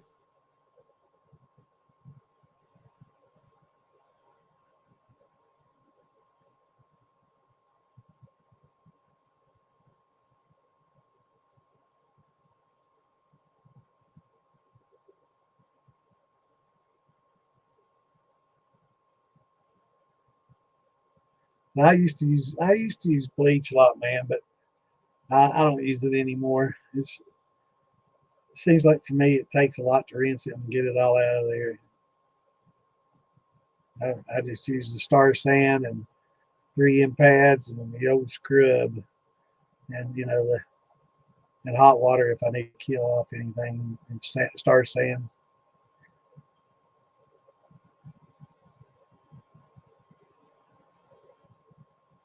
So if you do a 5-gallon mash, how much wine? Well, once you take the cap off, whatever's left is, other than the sediments in the bottom, will be your wine. So basically, with winemaking, if you're using fruits, they call it a must, M-U-S-T, like I must drink it. Um, Generally, with grains, they call it a mash, and then like with sugars and like the agave syrups and a lot of those, they call those washes. So But with a lot of the must, what you'll do is you'll after you do a primary fermentation, like with wines, what you'll do is a primary and a secondary fermentation. So you do the primary fermentation just like you would for regular brandy or anything else, like you're getting ready to distill it, right?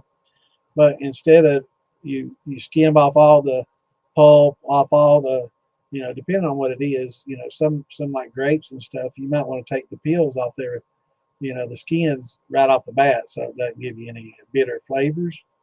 Um, so you'll remove those right off the bat after your pectic enzyme eats all the meat out of it. There'll just be little skins left, and you can scoop those out, and then put it in another vessel called, you'll rack it. So once it gets clear, you can just siphon it off into another fermentation vessel and let it sit in those. I like using those 5-gallon water jugs that you get, the big, huge commercial ones that you buy the water in that you turn upside down in the office, cooler and stuff. I like those. And you get a number 10 stopper. Number 10 will fit in the top one hole, and you can use an air lock in that. And I just, and you can see they're clear, so you can see where your tube is that you're siphoning, and you'll have a yeast bed in the bottom. It's just dead yeast and flocculants and a lot of grains, fruit pulp, whatever you're doing in the very bottom. And then you just get your tube down close to that and rack it off. So you rack everything out of that primary vessel into a secondary vessel. And then you'll put an airlock on that, and then you'll let it sit, for a longer period of time, and let it go for a while in secondary fermentation. And you'll have some sediments in that, and then you rack it off again if you want to. If you get quite a bit more, fermentation going on, in secondary, you can rack it off again into a third, and you won't have a lot of sediments left after that. So you let that sit for 3 or 4 months and do its thing. There's a lot of chemical processes going on we talk about. So once you do that, you can put it in a jar and start drinking it, depending on the wine. Now, some wines, like grapes, probably best to let it go a year, sometimes 2, before you start drinking on them. Whereas, like apple wine or a peach wine, or I haven't done a lot of watermelon wines. I've done them, but peach wine and apple wine probably, and plum wine I do a lot of, blackberry wine, cherry wines, maybe 6-8 months, and they're drinkable. If you want a back sweetening, you can go 2 routes. You can put some potassium sorbate into the must, and that's during secondary fermentation, right? And that's pretty much at the end when you're getting ready to bottle it up. You can put potassium sorbate in there, and basically that'll take whatever yeast is still alive and viable in there, and it'll make it to where they can't reproduce, right? So they'll just die of old age, die off, and you won't have any more active yeast going. And that allows you to back sweeten a little bit. Because if you try to add a little sweetener in there and there's still yeast, it'll just eat the sweetener up. So you got to either kill them off or neuter them. And a lot of people like the flavor of potassium sorbate a little better than potassium metabisulfate, which kills the yeast. It'll kill them off. Also has a little bit, the sulfate in there adds a little bit of a flavor that some people don't care for in the wine, but if you dose it right, you're going to get lost. And you can degas it, depending on the wine. So there's a lot of processes going on to make a wine, but man, they are good. But anyway, if you put that in there, you can back sweeten a little bit and not have to worry about the fermentation starting back up again. Or you can use this xylitol. Now, I know a lot of people don't like xylitol. I mentioned a lot of people, and they're, oh, it gives me the shits and all this. Okay. But it works well to sweeten with because the yeast don't consume it. It's not fermentable. It's alcohol sugar. And it's been used in a lot of food industries these days. But you can back sweeten with that without having to add either, and get a little bit of a sweeter wine out of it. But winemaking's fun.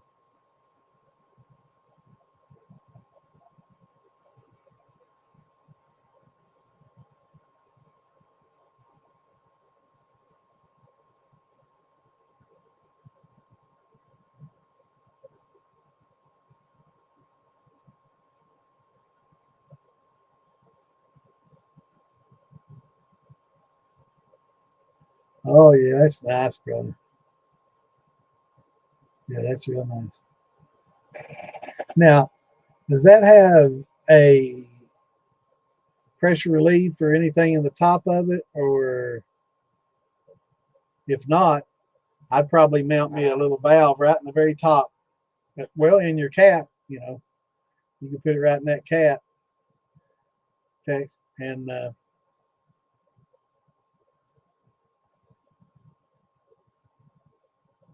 open it up.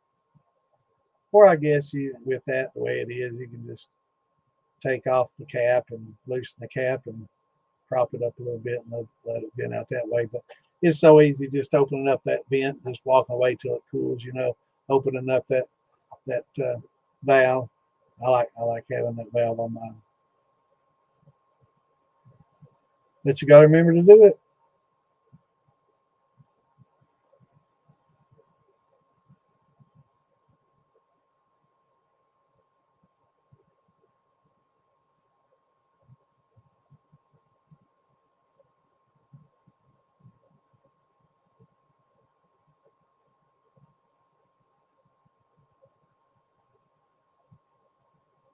Yeah, meads. Some of the grape wines, you can those last a long time. And the meads, yeah, those last a while.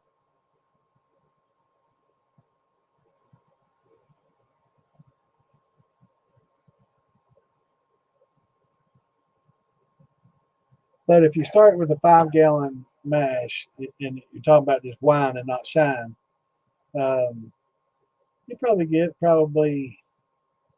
I guess a gallon of it's going to be probably displaced by the fruit pulp and all the other stuff. So, you're probably going to get 4+ gallons of wine out of it.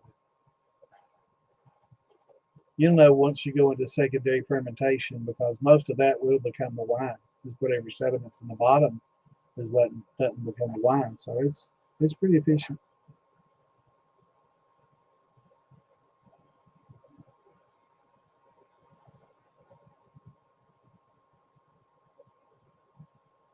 I try everything I ferment, man. I'll taste it.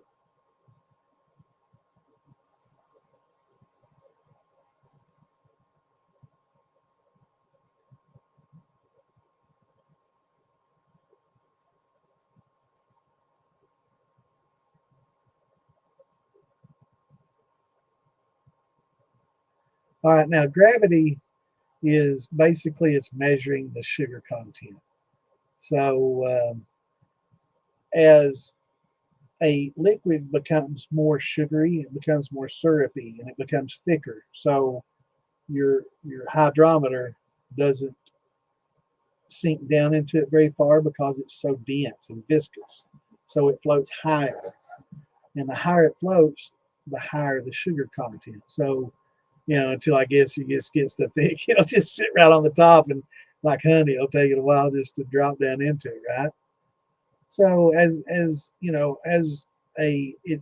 calibrated for water sugar combinations. There's other stuff in there that will influence it slightly. A little pulp in there gets in the way a little bit. Time will affect your reading a little bit. Best to have, as clean a liquid from your mash as you can. Try not to get grains and a lot of pulp and stuff in there when you're measuring it. And you want to measure it around 60, 70 degrees, close to room temperature. That's what they're calibrated for. But there's conversion charts, that'll show how much difference is based on temperature. So a little warmer, of course, going to be, it's going to go a little deeper in a warmer versus a cold syrup.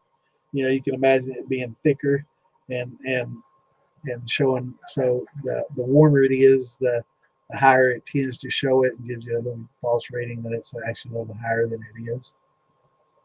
Or I'm sorry, lower than it is because it doesn't sink as much. But it's basically the more sugar you have in the water, the thicker it becomes. So your hydrometer floats higher in it. So it measures it. It's scaled. There's a scale. That 0 is just pure water, basically, right? No sugars left.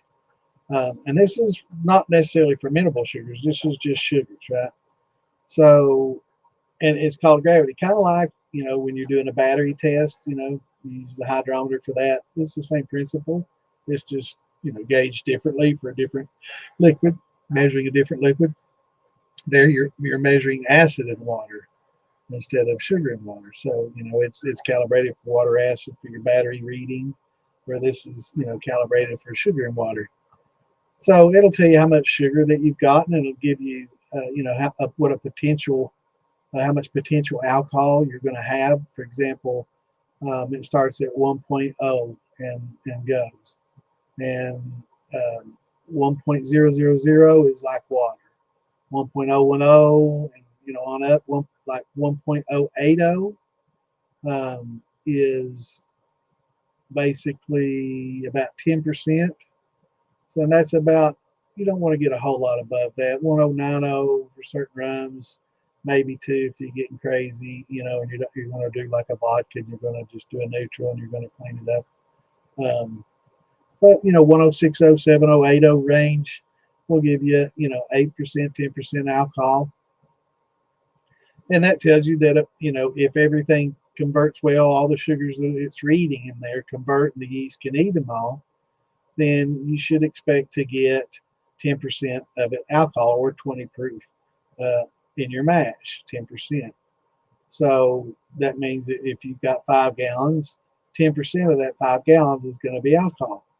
Can you recover all of it? No, you can't. You can't get it all, but you can get as much as you can, and that's but you're not going to get the full amount. Like if it's a 10-gallon run and it's 10%, that means you got a 1 gallon of 200 proof ethanol in there, right? So, but if it's coming off at 120, of course you're going to get more, right? Because it's mixing with water and other things from the mash as you distill them. So, but that's basically what it tells you is what you can expect. How much alcohol you can expect if everything gets fermented, and how much sugars you're starting with, and you want to start with a certain range of sugars so it's efficient. So sometimes people do these conversions, they don't do them right at all. They denature the enzymes, or the enzymes don't work. They go in at the wrong temp, or too low a temp, or that they're old, they're not effective, they're the powder, it doesn't work well unless you get it in a very fine range. There's 1,000 things that can cause it to go bad or wrong, and they don't get a good conversion. Then that hydrometer is still going to tell them you got all these sugars, but they're not fermentable sugars, so you're not going to get all that 10%. So sometimes that happens when you run like in rums with brown sugars and molasses and blackstrap and things like that all the sugars in there aren't fermentables. You get saccharides, polysaccharides, and things in there, oligosaccharides in there that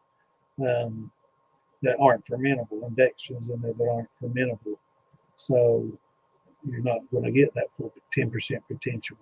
But the hydrometer is essential, and it helps you, like if you're making a brandy and you just don't know how much sugar is in the fruit you're using, because a lot of people, the first time they do like a strawberry, they'll be like, oh, I can't wait to do this strawberry run. They'll mash up a bunch of strawberries, put it in the water, and they'll, mash up pound after pound after pound and put it in that little bit of water and get the juice out of it, puree it down, and drop that hydrometer in there, and it goes like 1.010. It's like, what? there's like no sugar in those things. They're very, very low sugar. So that's why, we use these charts that give us a little heads up. I'll pull one up for you here, and if you can screenshot, that's good. If you can't, it's on file at the Moonshine Militia in the file section at the top of the page, and also in the DIY Shine and Stuff page in the file section. Let me find these. Just 1 second here.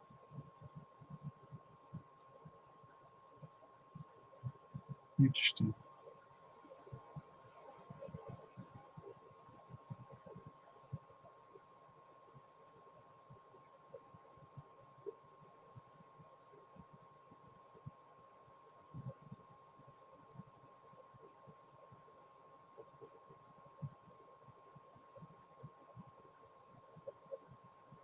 Yeah, usually I have this Here we go. So this chart here will show you, look at strawberries down here, 5.8. It's got less sugar than a grapefruit, bro. It's so surprising. The first time I ever did strawberries, I was like, wow. And I hadn't looked at these charts or anything. I just used my hydrometer, and I pureed them all up and got everything going and got them strained and everything. And it was like, is there hardly any sugar in there at all? I'm like, are you kidding me, man? So that takes a lot of sugar, which is why people say, oh, that strawberry makes some hot shine. Well, it makes hot shine because you have to use so much fucking sugar with it. That's why. So a lot of these fruits here you see on the bottom, people say, oh, it makes pretty hot shine. It's because you have to add a lot of sugars to them. They don't have a lot of natural sugars in them to get your gravity up to a reasonable point to where you can get a decent amount of alcohol. Now, if you're just making a wine, it's a lot less critical because you don't really want 10, 12%, wine, some 6, 8% alcohol wines. So you don't necessarily want a real strong alcohol wine. Some people do. But if you want to make a fine wine, you don't want to get real high proof. But yeah, so you can use your hydrometer to tell you how much sugar you're going to have to add to all this fruit, right? Or in that grain conversion, like if you do a grain conversion, drop that hydrometer in there, it'll tell you how well your conversion happened. You can use your iodine to test for starch. Did I get all the starches out? Did I get all the starches converted? But it doesn't tell you, how much sugars you have. So that you drop that hydrometer in there and it'll tell you how much sugars you have. Now, the old timers will be able to just dip their finger in and taste it, and used to doing the same recipe over and over and over and over. So they just dip their finger in their taste and say, yeah, that's good, it's ready to go. But if you want to get consistent, you want to get good, consistent results, the more scientific you go with it, as far as temperature, times, and things like that, and using your hydrometers definitely will help.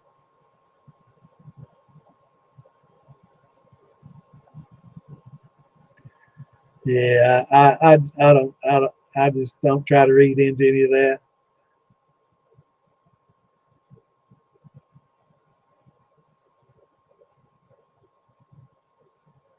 Yeah, now pears, again,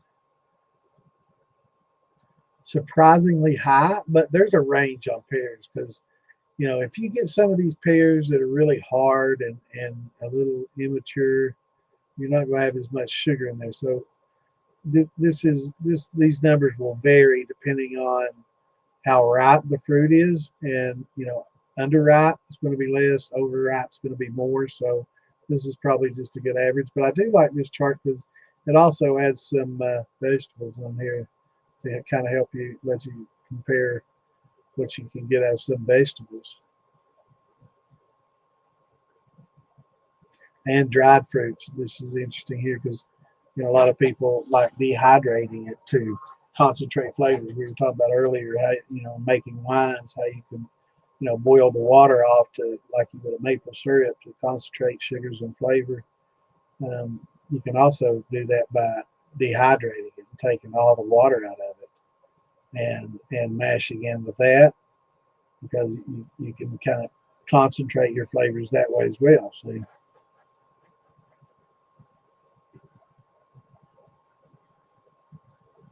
yeah, pear wine's good.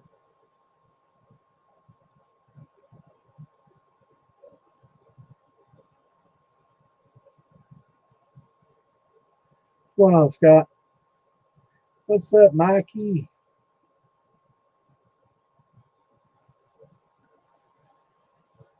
Wish that intro didn't say with Alan Bishop. Did it say that?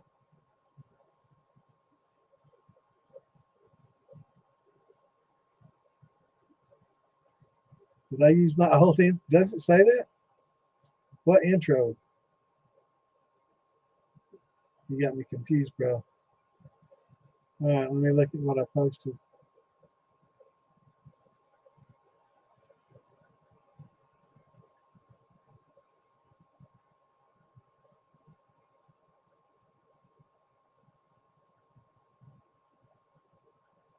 What are you talking about, Mikey? You're confusing me now.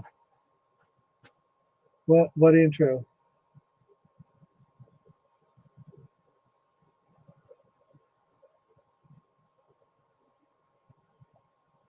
Talk to me, Mikey.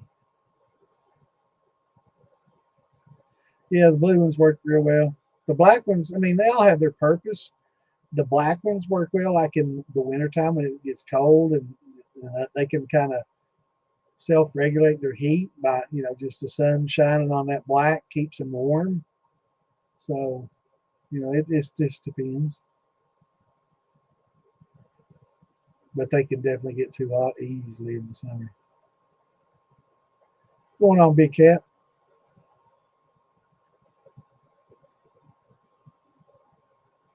Absolutely, Bill. Big Cat, I'd recommend getting the football. It's let's see, I think I got a picture of it I saved last time. I think I kept a picture of that somewhere.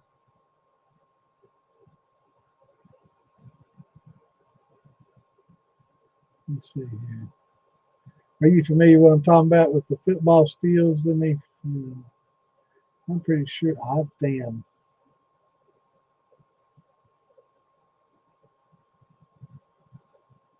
Look at all these pictures here. Probably easier for me to just go grab one off Amazon. Hold on just a second. I'll grab you one, Big Cat. Because there's a certain type on Amazon. They call it football steel. I'm not sure if you're familiar with them. But they've got a ferrule on the top. That or a beer keg, was definitely the way to go. But if you want to get everything that without having to do any work, the Weber's good. If you want to get a keg and have somebody weld some ferrules in it, not essential. I mean, you can use a keg without it. I did for a long time. But let me see.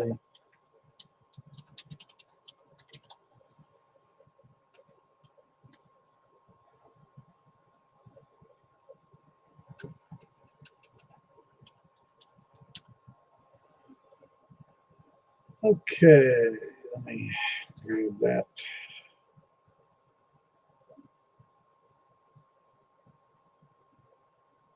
Picture.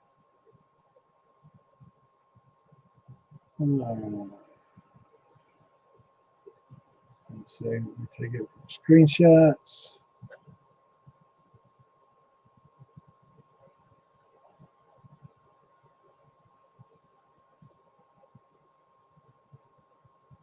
Let's see.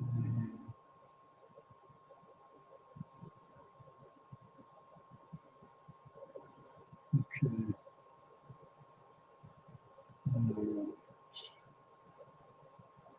Let me add that picture.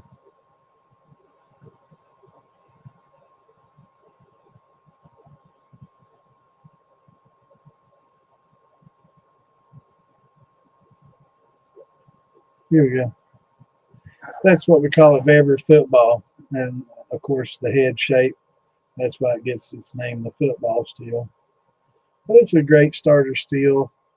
13, 15, 18 and a half gallon. They used to have a 20, I think, but they don't do it anymore. They had a little bit bigger one than 18 and a half at one time in the old days.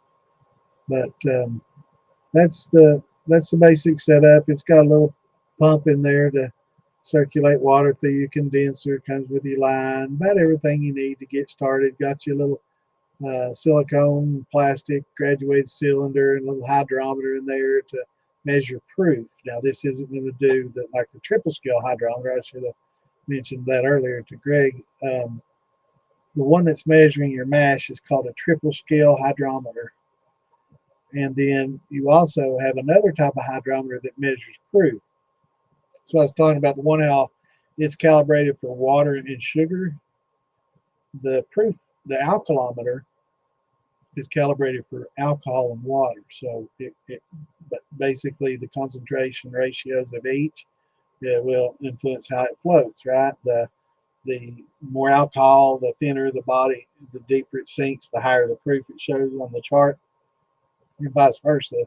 The more water, the higher it floats, and the lower the proof that it shows. So, but this football steel is pretty good. Excellent starting. I think people that start with like a 13, 15, or an 18 and a half of these, especially the 18 and a half, they tend to go longer without needing an upgrade than if somebody buys like the 5 gallon or 8 gallon 3 pot. They tend to, have them for 6, 8 months, a year, maybe a year and a half, and then they're looking to upgrade because it's just, it's easier when you make a mash. It's not twice as hard to make 10 gallons versus 5, right? And it doesn't take much more time to make 10 gallons of mash versus 5. It doesn't take twice as long, right? It doesn't take hardly any longer, really. You had to add a little bit more corn, a little bit more water, boil it a little bit longer, but we're only talking minutes versus having to do the whole process, get everything out, doing everything. So a lot of people try to mash in a lot more than they run each time because it will keep. It's a wine or a beer, and under certain temperatures and conditions, you keep for quite some time. So make a bigger mash and just run it as you can, and just siphon off what you want to run, and then put your airlock or lid back on it, and easily, so you don't build pressure, and you can just keep going in there and scooping some out every time you want to run some, and so you can do like a 50-pound bag of corn and 20, 25 gallons of water. If you got a 5 gallon still, then that'll make you, you don't have to run 4 gallons at a time because you can't run the full amount, right? It pukes over. So you have to, if it's 18 and a half gallon steel, that means it's 18 and a half gallons to the rim where it's going to leak. So, you're going to run, 17, 16 and a half, 17. You want to leave a gap there for the foam and stuff to foam up because you can't boil water without it foaming. So, you're going to get some foamage cooking a beer for sure. And some of those white wines, they get real foamy too, like champagnes, so degassing those a little bit doesn't hurt either before you run them. But that's a pretty good starter still. But a keg, 15 gallon, 35, $40. We were just talking about that. Hard to beat. You can go electric with it.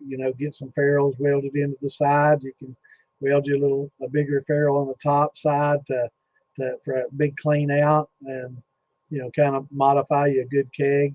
Kegs are thicker, heavier duty stainless than those Devers. Those Devers are basically just like a cook stove pot that you cook on the stove. So once you start getting a decent little column on it, they don't want to support it as well as what a keg will too. So both, I'd say a keg or that football steel, you can't go wrong with those. 3-pot, you can get them a little bit cheaper, but you immediately have to start working on the gaskets, increasing the size of the lines, doing the condenser, fixing the condenser because it's always grossly undersized, and those.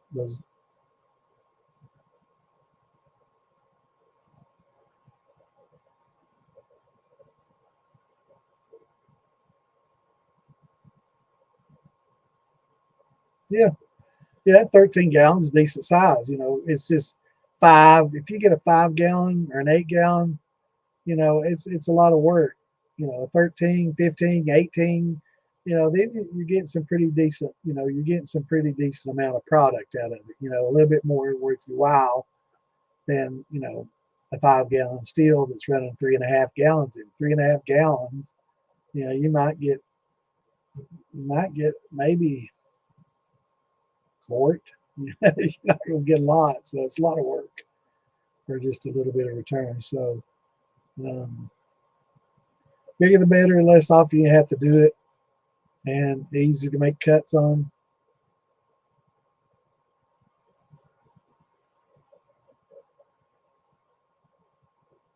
Yeah, I always, the keg or the bever, either one, for beginners, it works fine. If you get your gaskets and everything in there, just find the top seated. This one doesn't have the gasket issues that the 3-pots do, but I've seen people not understand how to put the rubber silicone gasket into the lid itself. A lot of people think it's just supposed to sit on the top and mesh it down. I've seen people cut it and do a lot of different things, and they didn't read the instructions because sometimes it doesn't come with instructions. But There's groups that are made just for bevers. That's all they talk about, the bevers and amphibian them. They've got tons of videos on bevers and how to upgrade them. They've got a lot of parts and stuff for them. So any improvements you want to make on them, you can hit them up, man. They got about everything.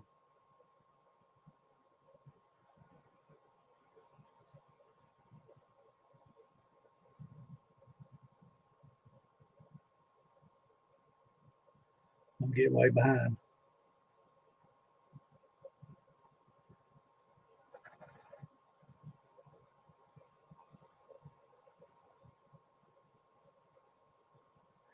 I was talking about the cheap beverage. It's just a lot of work when you get it. Yeah, definitely go check out our buddies that's still in the clear. Cyrus over there, he's a good guy, very knowledgeable guy. I like Cyrus. I've not met him yet. Looking forward to meeting him. He and I are admin in a lot of different groups together, but he does a lot of off the grid stuff. I dig it, man. I like him. Like listening to his stuff. So definitely check him out.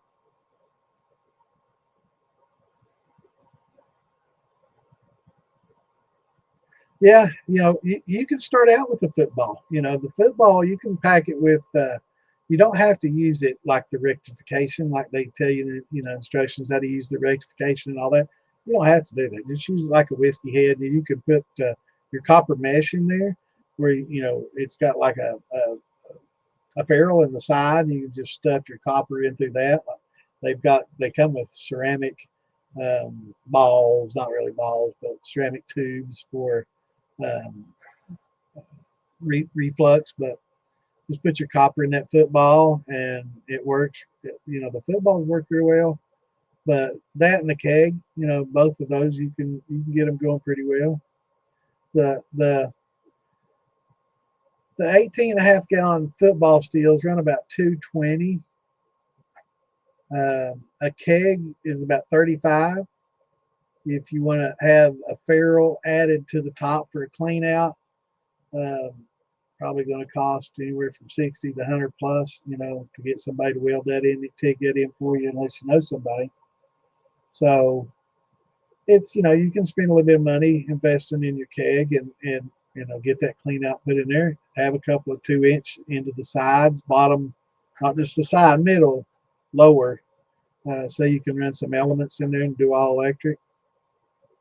But yeah, I'm getting behind. So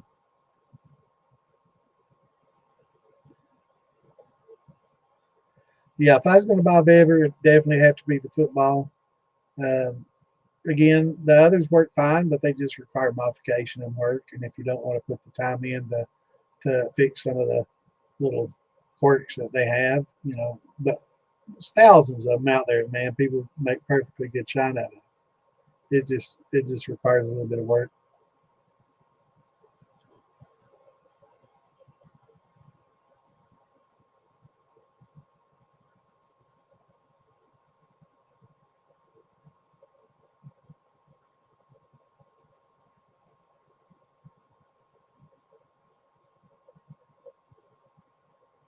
Yeah, yeah, that's it. They'll keep for a long time.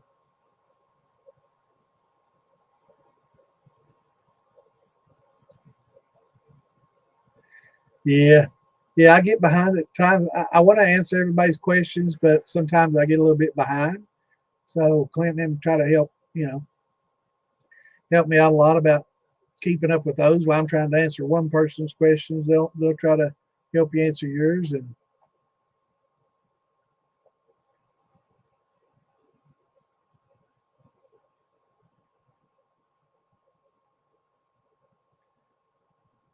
2 years, that's awesome. I've heard people, going a year easy. Yep, yep, yep. Definitely. Especially, like if you get a stuck fermentation like the guy that was earlier at 1.22, if you want to add some glucose, it's not too late. If you want to throw a little bit of glucose in there and try to break up and debranch anything that's left, You know, absolutely. Because a lot of times, if it's not the temperature, your temperature's good, your pH is good, you know, your yeast is viable and it's still good, throw in some glucose.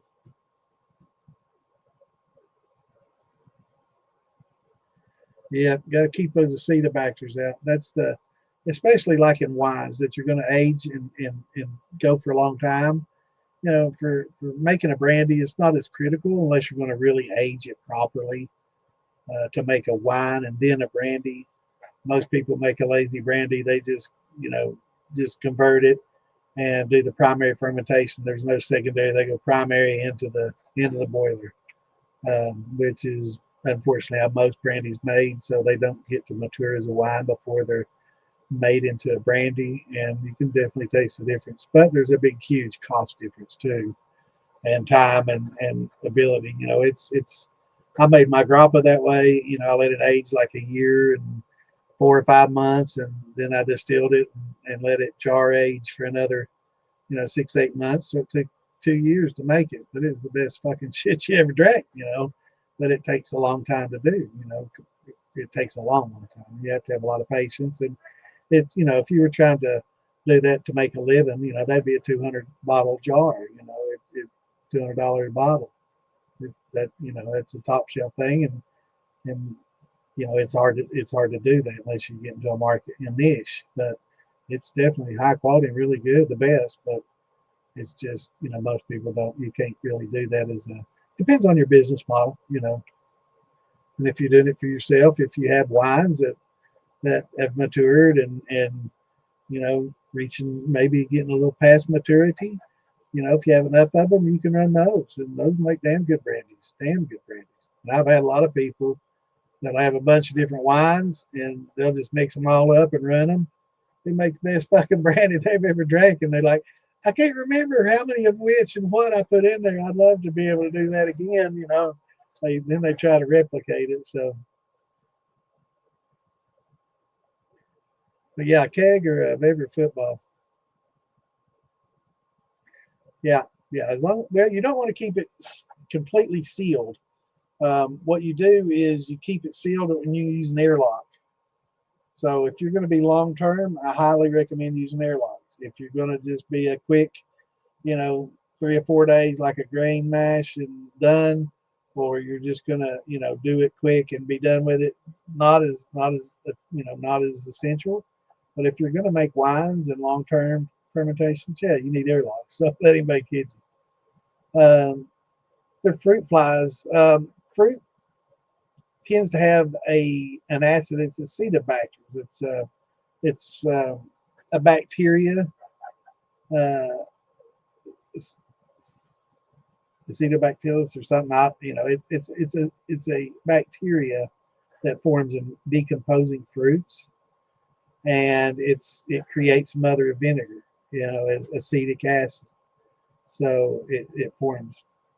So these fruit flies, when they crawl over these rotting fruits, they get that acetobacters on their body, and then when they fly into your, you know, mash and dye, all that goes into the mash. Now, if you're a huge winery with 1,000 gallon vat, that one little fly is not going to really do shit. But you know, if you've got like a 5 gallon, you know, fermenter, and you get a few bunch of those flies in there, and you'll look once you get an airlock in there, and you see all the flies that are dead in it. As a matter of fact, hold on, I'll get one. I'll show you.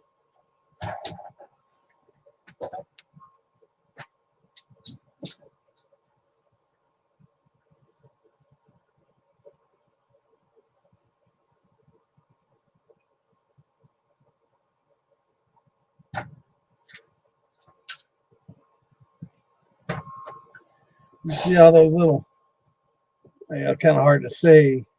Yeah, there you go. That's fruit flies. You don't want them getting in your mash.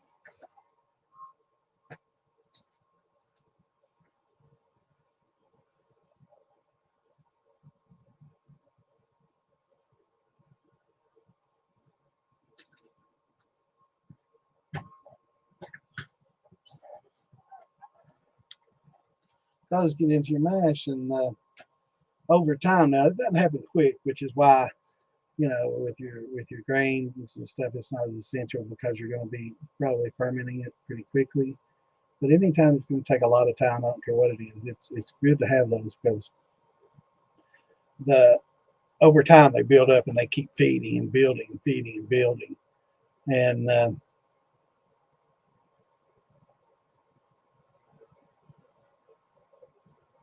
eventually you'll get mother of bacteria created. It's one of the ways that you can actually make mother mother of vinegar, mother of bacteria, mother of vinegar. So and your wine can turn to vinegar. Now, keeping the in your fermenter, once you do secondary fermentation, you're not going to have a lot of foaming and yeast action going on. So you can take that liquid to the top, and that's why all these carboys and stuff and fermenters you see have a really small top, just like those water jugs I was talking about. That's what I just pulled that cap out of. That's a number 10 cap, right? That was in one of those 5-gallon water jugs. And you can take those all the way up to the curve, right there, and you can limit the amount of oxygen space that is in that. And once you put that cap on there, carbon dioxide fills that void, and you don't have a lot of space for air to gather to encourage bacterial growth. So, and the acidity levels are low to discourage bacterial growth. So everything's, and the alcohol level in there is at such level that it inhibits bacterial growth. So everything you do like that is definitely want to keep it as clean as possible and these bacteria out that you can. And I'm scrolling down here.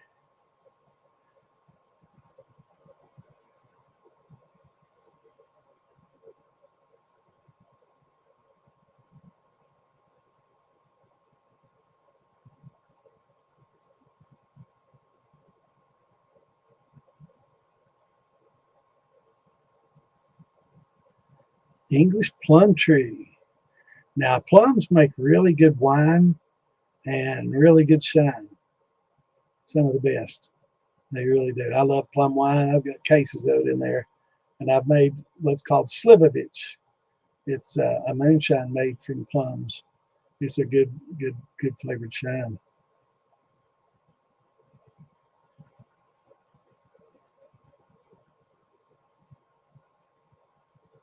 Yeah, I've got one run of cherries. It's probably been 3 years ago, and I need to drink that wine because cherries is one of those that doesn't do like grapes. It's about 3 or 4 years, and that's about what these are. So I need to drink it. But oh my God, around the year after the first year, it was so good. I took it to our Christmas party, family party, and everybody dug it. They thought it was one of the best wines I've made, and it was really really good. But cherries get so damn expensive, man. It's hard for me to do them. I have to wait for them to get cheap, and they haven't been cheap the last few years. I can get 99 cents a pound or cheaper before I pull the trigger on them, and that doesn't happen often when you get them that cheap. But they make damn good wine and brandy. Especially get a little back sweetening in there and get them. I don't like them really bitter. I think it's not medicine-y like a lot of the cherry shine tends to be.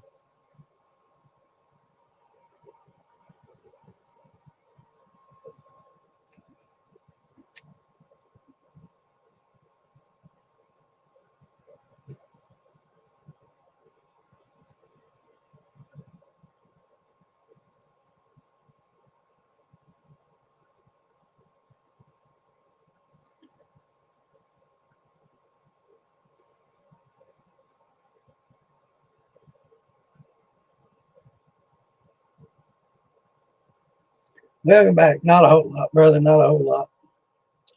We've been talking about using airlocks and winemaking and the time it takes to make good wines and how different fruits mature as far as the wine goes. And yeah, I love me some tequila too. Yeah, I talked about the beverage stills and the football stills. What's the what's your hydrometer read? What I do is just open up your cap, move past that, and dip a cup in there and pour it, get your graduated cylinder. And I always take my hydrometer reading outside. I don't, unless the cap's totally dropping, it's perfectly clear on the top, then I'll just set it on top. But if you have a cap, excuse me, push it all to the side, strain out some clears, and put them in a hydrometer, a jar big enough, and take your measurements in there, or a graduated cylinder or a jar, and put your hydrometer in that. Get things on my mind while I'm talking.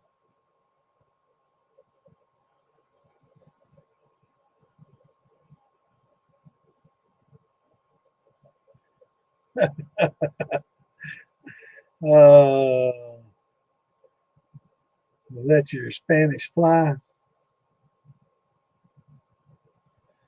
I've had caps that never dropped. I've had caps that just stay, especially like with brandies and odd fruits and stuff. But I've had some caps that just held on. It was perfectly dry, underneath, and then the cap still just floating right up there. So sometimes I'll push it to the side and strain off and measure it just to make sure. But yeah, I've had caps sit there and it be 0.998, and dry as fuck. It's ready to go.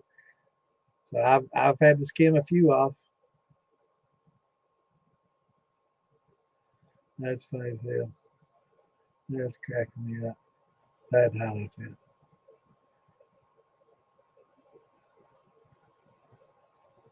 Induction.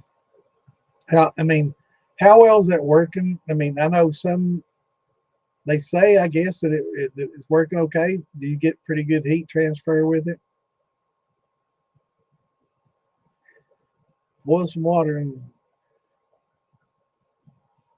let us know, because I've had mixed. I've not tried it, but some people said it didn't work as well, and some people said it works just fine. So I don't know. I would say that the 304 that works better than the 404 with induction. The 300 series stainless work a little bit better than the 400 series. I think the 400 series has more nickel and less steel in it. So I think the 300 series probably be a little bit better.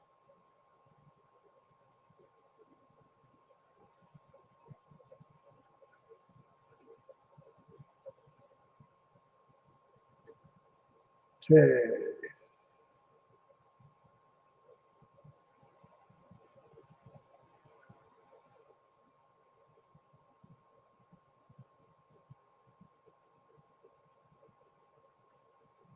Yeah, I open ferment like grains. Well, technically it's not open fermenting. I put a towel and then the lid to the barrel over top of that. So, I've got like a big towel laying over it and then the lid over that and kind of snug down. Air can escape, but bugs ain't getting in, right? So that's not technically open fermenting, but it's not like using an airlock with, perfectly sealed. Because with my grains, you know, 4, 5, 6 days, it's done, it's ready. Most of my brandies, that I'm not going to take full length and mature the wine and go all that length, like I was talking about. If I just want a quick brandy, I won't worry about it with that either. But if I'm making a wine, absolutely gets airlocked every time. But I'll do the primary. That's like, especially for the ones that work out pretty quickly, like strawberries with a lot of sugar and not a lot of anything. They work out pretty quickly because there's a lot of sugar. So those I don't worry about as much either.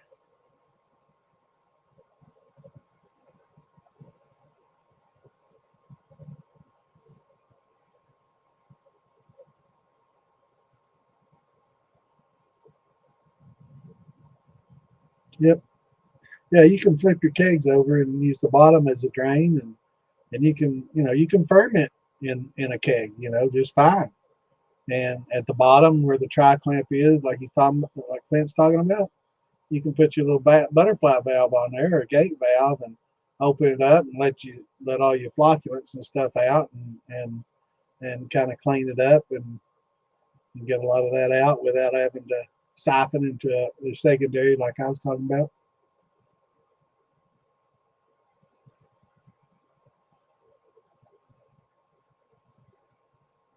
Well, burn Philbilly's page up and come here and ask you questions.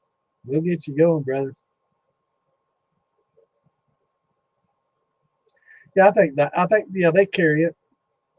It's just flat on one side and grooved on the other. So yeah, Philbilly carries those. How's it going, Ivan?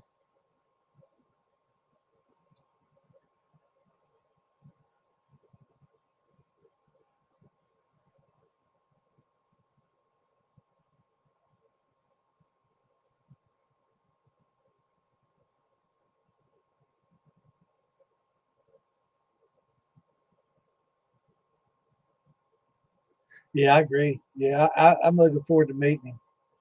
He seems like a real good guy. We just not crossed paths at any of the festivals and stuff. I guess he's busy. I was down there in Arkansas. I didn't run into him down there at the festival down there.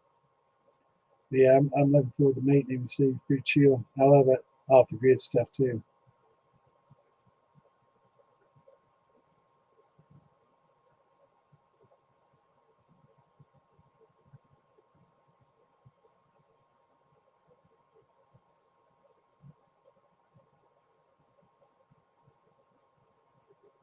Sometimes. What about the football ever? Uh oh. What did you misspeak about?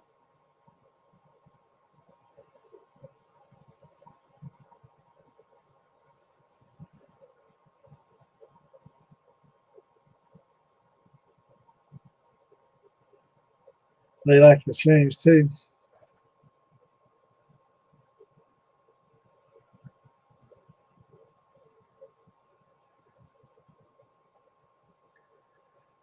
We're here every Saturday and Wednesday, Greg. Stop, you know, I usually go to about 8 to 11, 8 to 10, 8 to 11, depending on how many questions we're getting, how active it is. We've been pretty good and active tonight. Had a few in here asking some questions, so it's always good.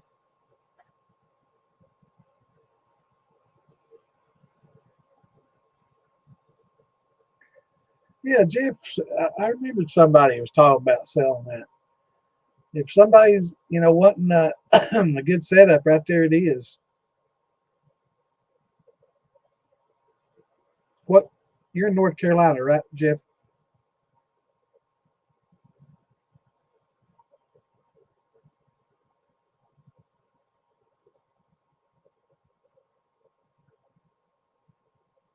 What's going on, Crayons?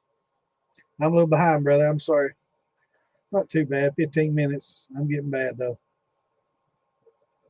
Yeah, vinegar bugs are a real thing. It's just the acetobacters though they carry it on their legs like bees do pollen. It's just all over me. It gets all over everything once it gets in contact. Just the bacteria. But yeah, I mean, you can make some. A lot of people throw it away, but it makes a good cooking wine. Vinegar.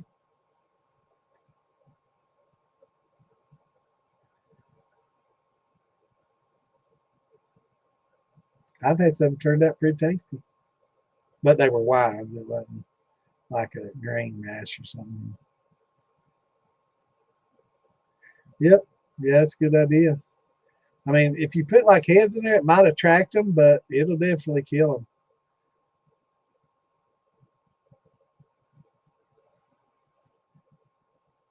So I'm gonna kind of scroll fast.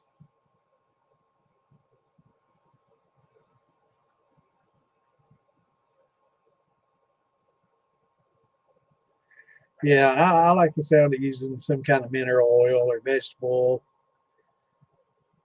that's food grade.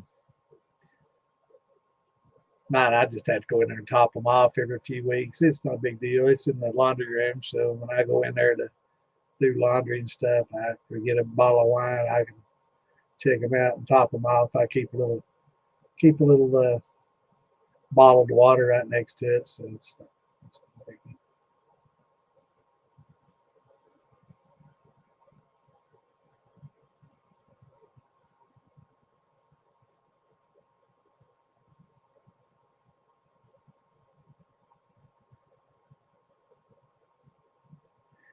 There we go.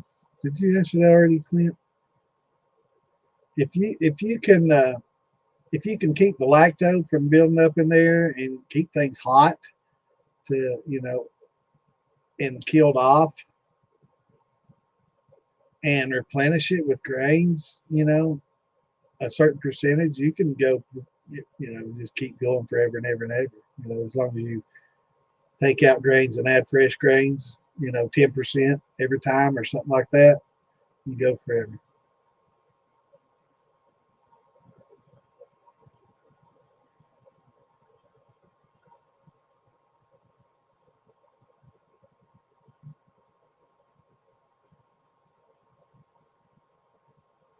Yeah, that's a good point, brother.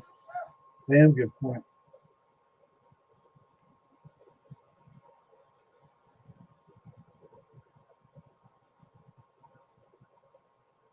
Yeah, and Scott, if you take out, a lot of people say fifth, sixth generation is a point where it just starts tasting like sugar shower because you're really not getting any grain flavor. So if you take out 10% and add 10% every time, um, you can go forever and ever and ever. You know, just keep going each time. So, whatever you scoop out, measure it, cook it, throw it back in there, and just have to boil some corn down. You don't have to. Or I mean, you can throw some amylase on it if you want to, and let it cool and throw it in there, convert it. But I mean, it's something you can do on your stove top instead of out on a turkey fryer outside in the heat with a big old huge amount. We're talking maybe couple pounds of corn, in a few quarts of water, cooked down. So it's really, you know, not that bad. Yeah, watch your pH. Keep you some of those crushed oyster shells in there, and that'll help regulate your pH. And when you add your back set in, it'll help regulate that. And just replenish, a certain percentage of your grains. You may find 10% is a little more than needed. 5%, might be a little shy, so somewhere in between maybe. But just whatever you scoop out, add that back in, and do that every time, and it'll maintain some consistent. You'll get consistent with it.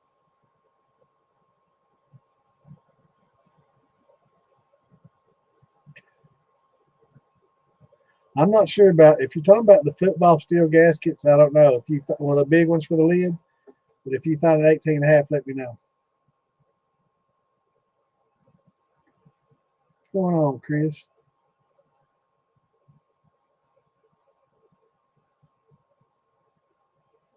Right? Yeah, Scott. I'm sorry. No, no, I wasn't. I wasn't. I was just saying that you can use the football, or hell, I've seen people use that football in a lot of crazy ways. No, you don't have to use a football. You can use a little. You can use a column, or you can go directly with a pipe to the condenser. I do that with my brandies and whiskeys. Like, to be honest with you, brother.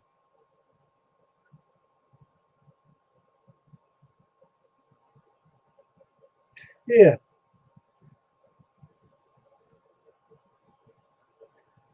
if you can keep your pH in the fours, it's fine. 4.5, 5, perfect. Fours, even high threes.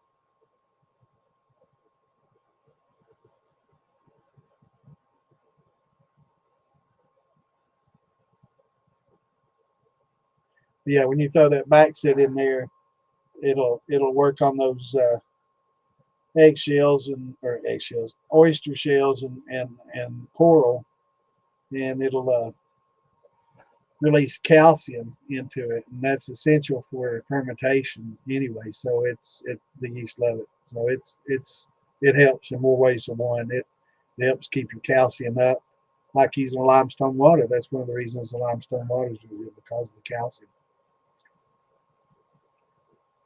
Yeah, when you start out 5.2, 5.3 is perfect. But when you're doing a sour mash, you're going to be in the fours. You're going to stay in the fours, and that's fine, because the yeast that you're using is definitely going to be able to handle the fours. Most all the yeast handles fours just fine. So if you can balance it, keep it in the fours the whole time, you'll be just fine.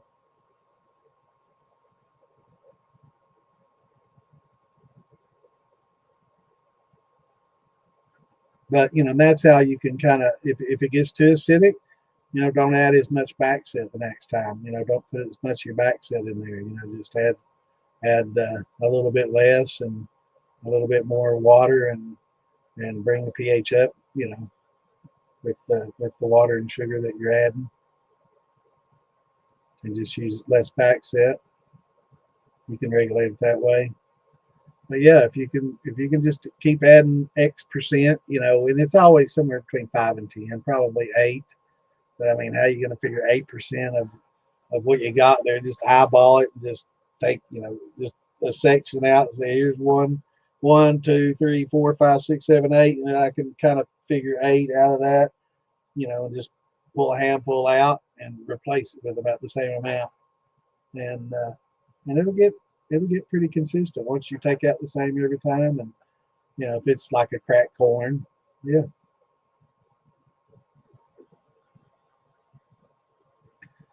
Aluminum pressure cooker. Appreciate it. Thanks for tuning in. A lot of people used aluminum back in the days, and I've started out with a pressure cooker, aluminum, luminox. Um, and we didn't know then what we do today. Some of the aluminum ions can come off, and it's a big argument these days, back and forth. We've got scientists and doctors and everybody arguing back and forth, but the general consensus is it's perfectly fine for boiling your water and cooking your grains. But once we're like the back set, we were just talking about how it gets kind of acidic. Once you start getting, a low pH with that aluminum, um, some of the ions start coming off. They started noticing it back in the day when they would cook a lot of acidic, like tomatoes and other stuff like that. They cooked those down, and anything heavily acidic, they started noticing that it would start pitting earlier than if they just used it for other things. So you know that's whether it causes Alzheimer's and affects your memory and all that. That's a huge scientific debate. But I would say I tend to be err on the caution side of caution. Stainless is so cheap these days. I mean, I'm not going to say you can't do it, whether you should or not. I used to, and I'm starting to get forgetful. So maybe that's a pretty good indicator that you might not want to, because I'm starting to forget every fucking thing. So, um, yeah, there's a lot of cheap steels out there, in the keg, like we've been talking about the whole time. I highly just save your aluminum pressure cooker for canning and pressure canning and boiling water. It's great for that. And cooking your mash, it's great for cooking your mash in. But when it comes to fermenting, use a big barrel or something like that. It's fine. Or that would probably be okay-ish, but they still tend to get acidic. So maybe I wouldn't even ferment one. But get you a keg. They're cheap, and they work real well.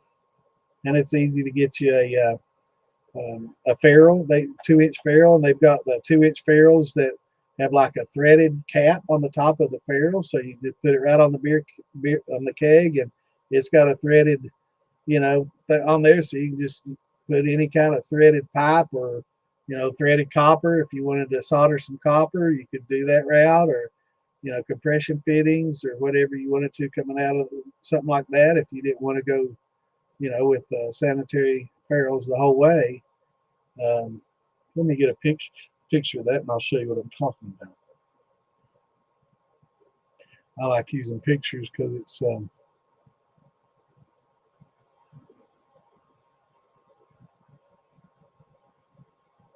kind of hard sometimes to describe, and when you show somebody a picture, they're like, "Oh, I see what you're talking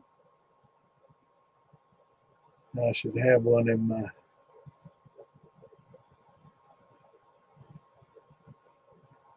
Amazon wish list. I keep things that I use in there and that I recommend in there. Okay, here we go. Okay, so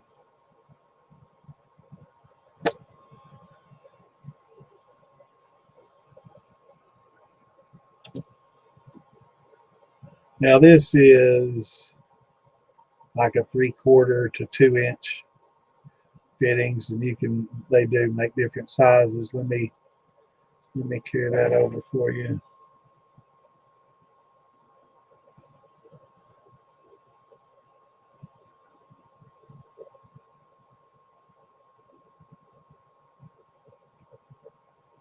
All right. Now let me add that.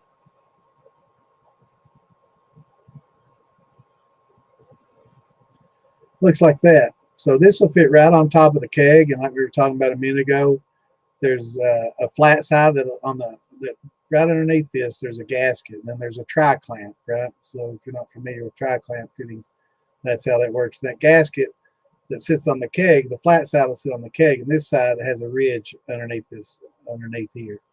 But this will fit like a 2-inch, and then you can go directly to a 3/4 and go from the keg directly into your plumbing with one of these. Pretty effective if you don't want to use, this tri-clamp type style fitting the whole way. And you can just go into your copper and directly into your condenser with that, and off a keg. Then that right there is $15 on Amazon. You'll probably get it even cheaper off eBay, or probably maybe even cheaper than that off Philbilly if he has them. Because if he has them in stock, he gets them straight out of Shanghai, so he probably gets a pretty good deal on them. But I don't know. You can ask. But they make all different sizes, for 2-inch down half, 3/8. Yeah, something like that would be ideal. I would definitely recommend doing that instead of trying to convert your pressure cooker. Definitely, and that $35 keg on average, you can find them usually, depending on where you're at. I think what's the deposit on them, guys? I haven't bought a keg in a long time. It's not too high. So you can buy a beer keg, drink the damn beer, keep the keg, and come eat the deposit, And there's places that sell the shit out of them after they use them so many times, they retire them and just go to new ones. So sometimes that $35, and this is 15 on Amazon, so $50 plus, a fitting to go from here to your copper, your business. And that's a 15 gallons, so you'll be holding quite a bit more mash than what your pressure cooker is going to hold too. So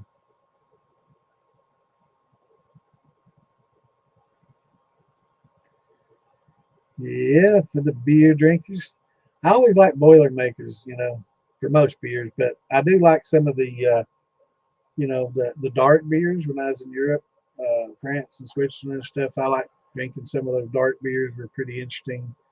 Totally unlike the beers we have here. The blonde buds and stuff. They're pretty tasty.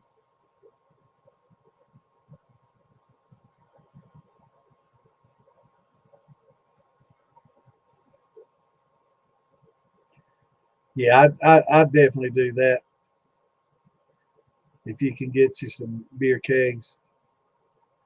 definitely. I think that'd work a lot better for you than using the aluminum. But that big aluminum pot's great for, like I said, boiling water, cooking your mash. Great for a lot of things. So it's not like it's going to be useless. You know, and there's a lot of people with turkey fryers that have the aluminum, the aluminum pots that come with the turkey fryers that perfectly fine for boiling water, cooking mash in those too.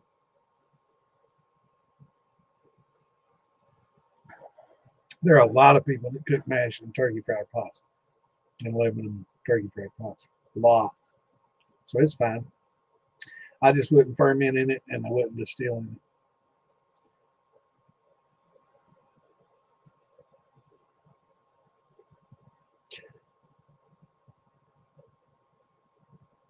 Oh yeah. Yeah, the calcium, not just buffering, it also is essential in the fermentation process. That and zinc is a must. I mean, that's something I forgot about. We were talking about the vitamins and stuff earlier.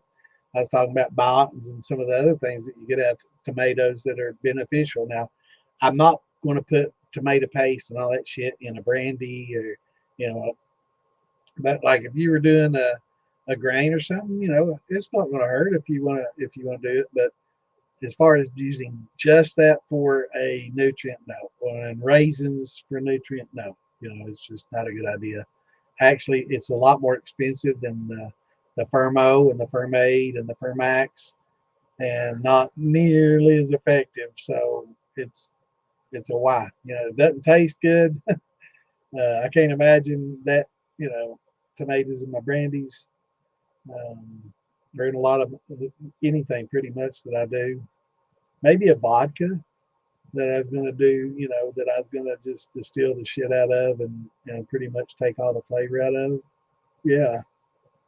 Yeah. But there's certain essential nutrients though that is beneficial in them. So I'm not going to say they're bad like I used to. I used to say, no, you don't want to use them. They're horrible. But raisins give you a good soft mouth feel and they give you a little bit of flavor, but they're, other than contributing some wild yeast, you're not going to get a whole lot out of the raisins either. How many oyster shells? I just make a cheesecloth bundle. I mean, if it depends on the size of the mash you got. If you got a 50-gallon, mash, you're gonna have a couple of handfuls in there. If you've got a 5-gallon mash, a smaller amount. But you can't really overdo it. I guess they're pretty inert flavor wise. I boil them. So I clean them up real good and boil them, rinse them and boil them real good and keep them clean. And they say they're purified, but I don't trust that.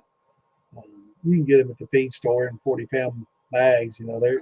They use them for chickens and gardening. I use it in my gardening too. After I use them for a while, I'll cycle them and start with some new ones and use the old ones and with my tomatoes. If your tomatoes start getting black spots and your peppers start getting black spots, you need calcium. So, of course, throw those in the soil and that helps avoid that. Yeah, yeah.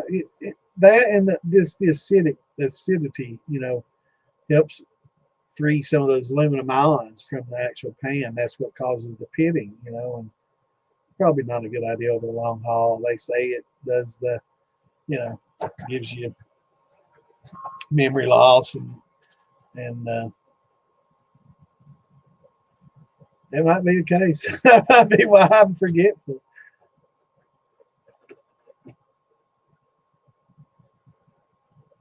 I sure used them.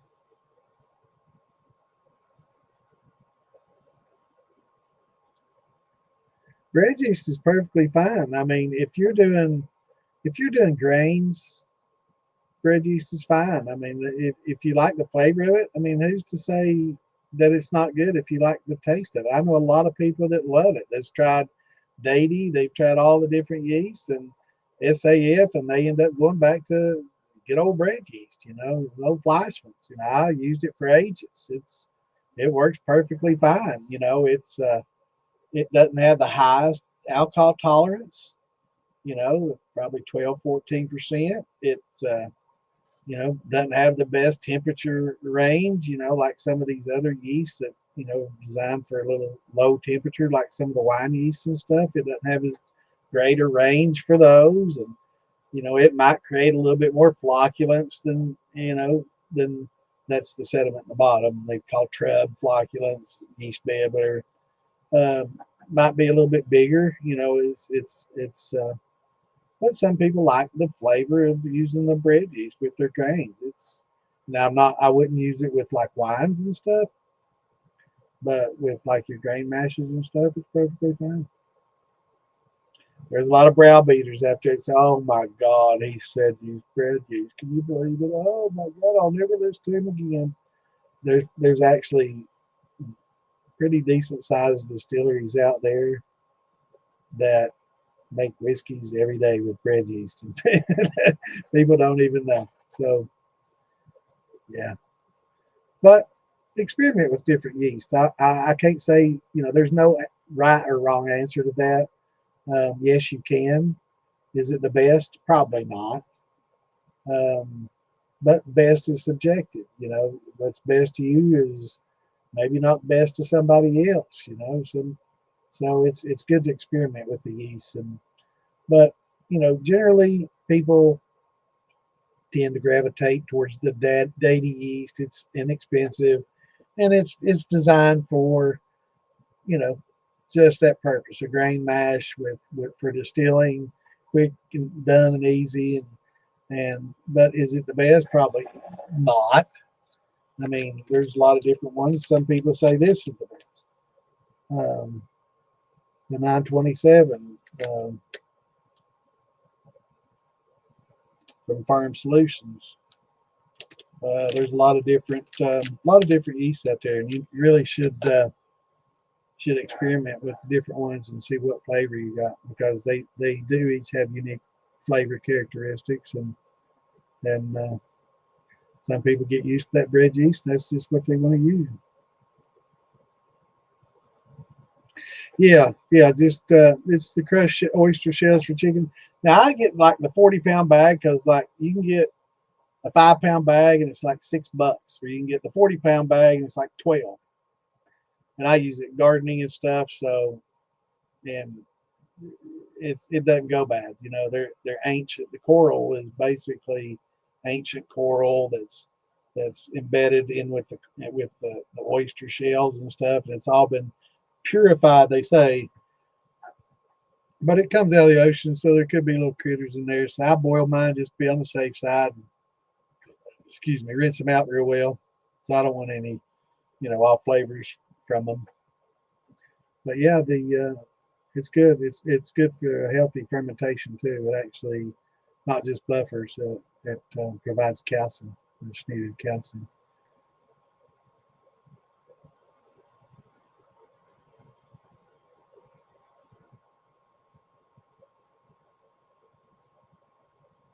Yeah,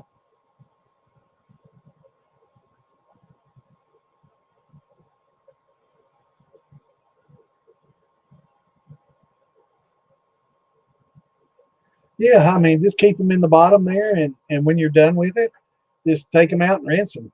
Just put them in a strainer and rinse them real good under the sink, and let them dry. And when you get ready for another one, just tie them up. I just tie mine up in cheesecloth, and it just keeps them perfectly separate. So I can just pull the bag out when I'm done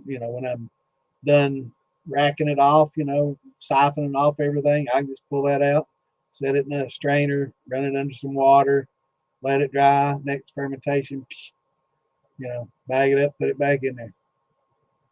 Works great. Now I've not done it for rum, but for whiskeys, it, I used it for my moon. I've used it for my corn liquor for 30 years. Fleischmann's and whatever bread yeast I could get, because that's before Amazon, or if you grew up in Eastern Kentucky or in a rural place. I mean, your choices of yeast are basically bread yeast, right?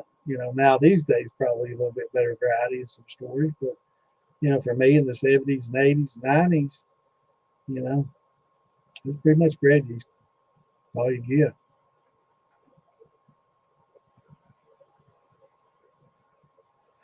Yeah, well, they don't dissolve.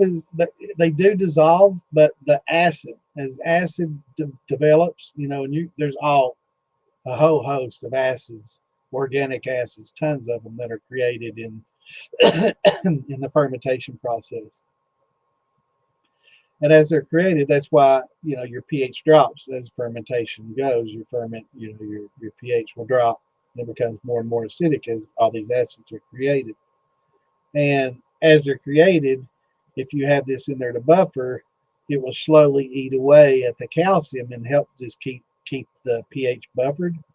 But like if your pH is real low, you just can't throw a bunch of shells in there and it'll jump up, right? So it's not a quick change thing. It's something that you need there from the start. So it's not going to be replacing anything like a calcium hydroxide or pickling lime um, that you would use to bring pH up if you didn't have them in there and you were having a pH problem. Um, Not great to use baking soda, or not the best, but calcium hydroxide is a little better. It's pickling lime, so that's a little bit better um, than I'm trying to think of.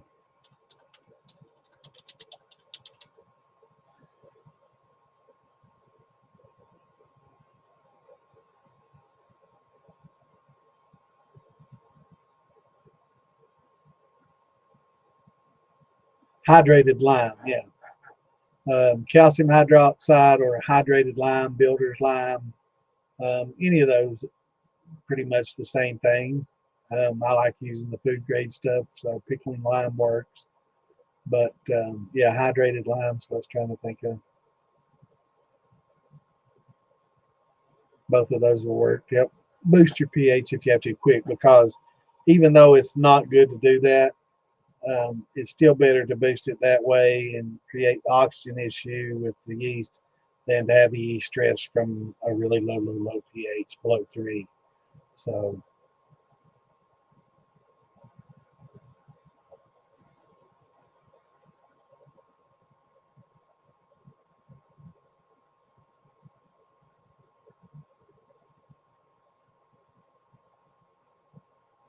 yeah, there you go.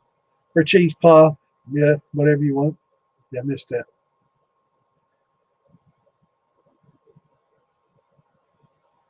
Yeah, like Clint's saying, it's not going to hurt anything. If they're not used, just rinse them off, use them the next time. But over time, they will slowly, dissolve out. You'll need to replenish them, boil some more, and replenish them. But just rinse them out every time and use them, reuse them every time. You might want to boil them, between uses if getting bacteria off after they sit there a little while. You don't want to have that build up. So, but like in a sour mash, they're really good to have in a sour mash, and you can just leave them in there.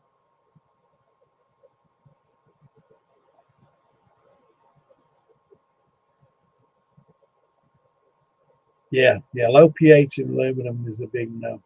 That's why I say using aluminum for fermenting and running probably not the best. But boiling water and cooking your grains down or whatever, they're perfectly fine for that.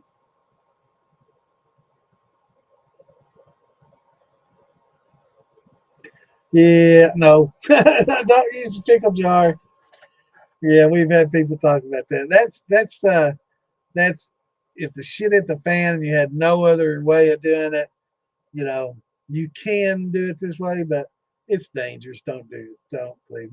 We had somebody on here last week that was doing it. And they were scared to death it was going to break and explode and cause a fire. And it's like, don't do it. Just don't. It's just too much risk involved, and it's neat. It got a lot of clicks, and a lot of people commented on it. I'd say half or more were negative, saying it's crazy. Don't do that.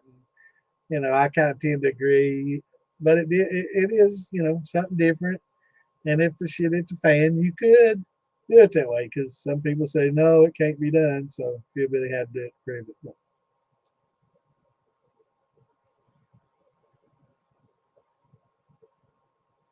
anytime, bro. That's what we're here for. Oh, Miss April, how you doing, honey? Oh yeah, yeah. That's why they sold them over there, man. Actually, they had like vending machines over there. Here you have to pull out your ID and show. Fuck, over there, man, there's like 10, 12, 13-year-olds filling vending machines with francs and euros buying freaking beer out of the vending machine. Anybody, there's no drinking age over there. Everybody just, it's like we have a Pepsi machine here. You can have a beer machine there, or a wine machine. Yeah, it's a lot different.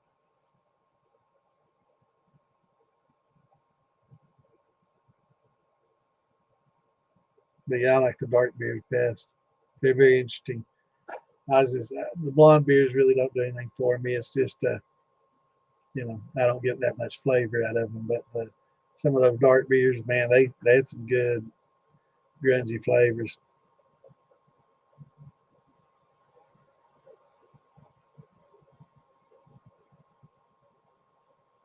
Yeah, if you have the shells in there from the very get go, you tend to not run into pH issues, right?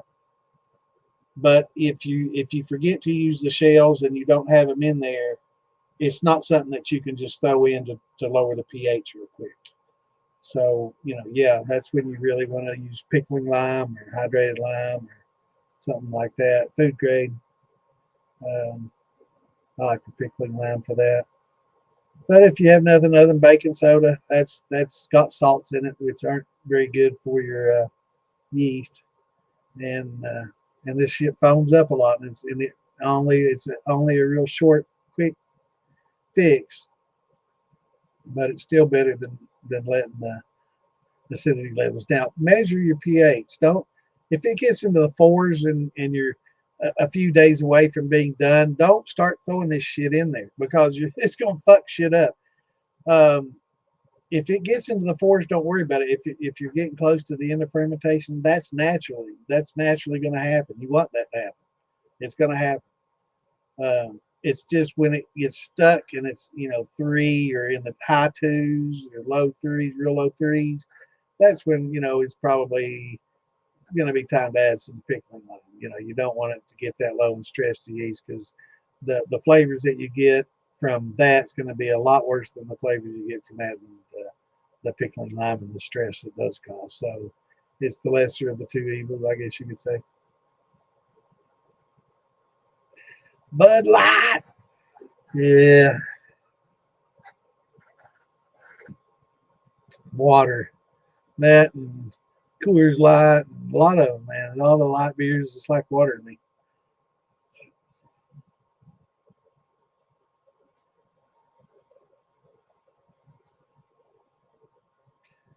Firm K. I'll be honest with you. I don't know a lot about it. I've used the Firm O and the Firm Max. That's the two that I've used. I've not used the K. Let's see what they say about it.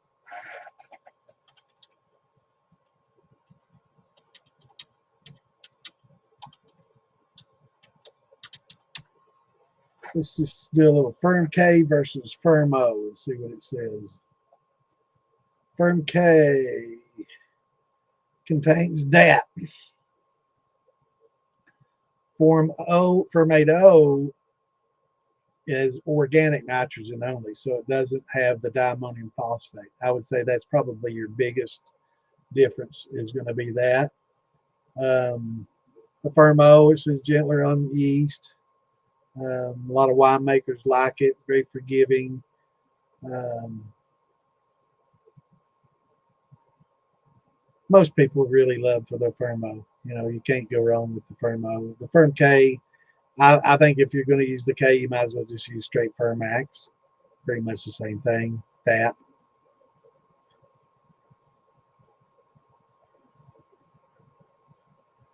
And yeah, it's something that you don't want to use too much of.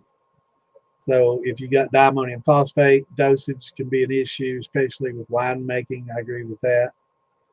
Um, and the urea we were talking about, it's best definitely not to overdo your nutrients, kind of underdo them. If it says a tablespoon, I'm going to use 3/4 of one. I never do full dose. regardless.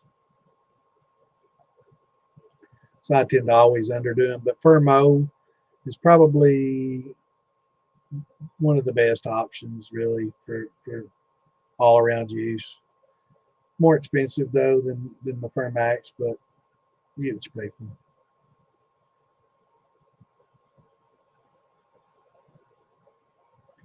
The elderberry makes excellent wine. Hell yeah.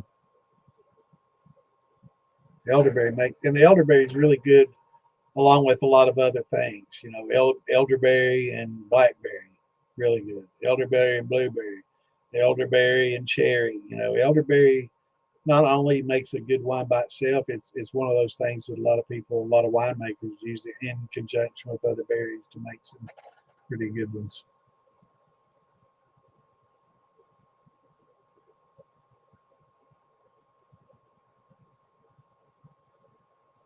Yeah, me too, man. It's an awesome hobby. I've enjoyed doing it. You know, hell, I went years that I didn't even drink, and I still I still made it and gave it away just for the fun of it. But the wine, I'm definitely digging making the wine these days. I'm enjoying wine making, so that's kind of a new hobby with me is trying to make really good wines, and then if it doesn't turn out, I can always distill it, right? But as you get older, the hard liquor, you know, it's hard on you, you know, especially the way I drink it straight. You know, I don't do a lot of mixed drinks and stuff. I like straight whiskey. You know, pretty much has been my go-to beverage. That moonshine, you know, it's been my go-to beverage for many bourbon, whatever, for many years.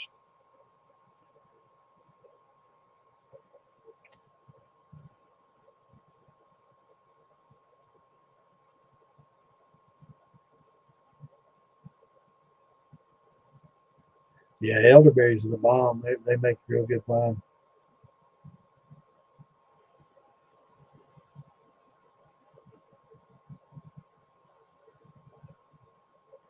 I'm not sure about quick rise red yeast. I don't know. Interesting. There are lot of different types. You know, some that you have to kind of start. You know, there's the active dry, and then I think some of them that you have to actually. That may be what that was, like an active yeast that already. And some you have to add some warm water to get them activated, right? So it's possible. No, sir. I'm not African American. I don't know about as wide as it gets, bro.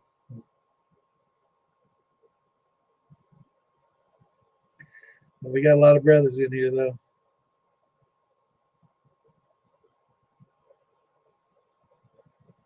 Yeah, yeah. And when you met a girl, you didn't look at their throat. Just saying. You got to be careful, man. I've seen some pictures of some of these, man. They're like, God damn, that's a dude that make pretty good looking woman. You know, I've seen some of them look pretty fucking hot. It's like, you know, you got to start checking them throats, man, because there's some that look pretty convincing with all that fucking makeup and shit. Just saying. I mean, it gets scary, man. It's crazy. It's a different world now. But yeah, they've seen.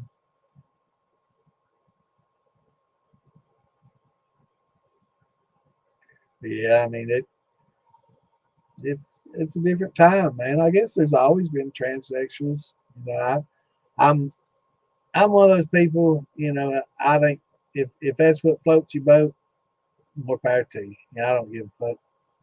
You know, I don't judge people like that. You know, if that's what they want to do, if they want to be gay, they want to wear makeup and a dress, or the girl wants to act like a guy. You know, who in the hell might tell them what to do? You know, more power to you. Just don't get mad when I misgender you. You know, if you walk up, you got titties, and I call you ma'am. Don't get pissed off. You know, I didn't know you had a flannel shirt and jeans on because you wanted to be a dude. I just saw titties. You know, I'm sorry. So you know but they have to understand. You know, misgendering is just natural. People see titties, they call you ma'am.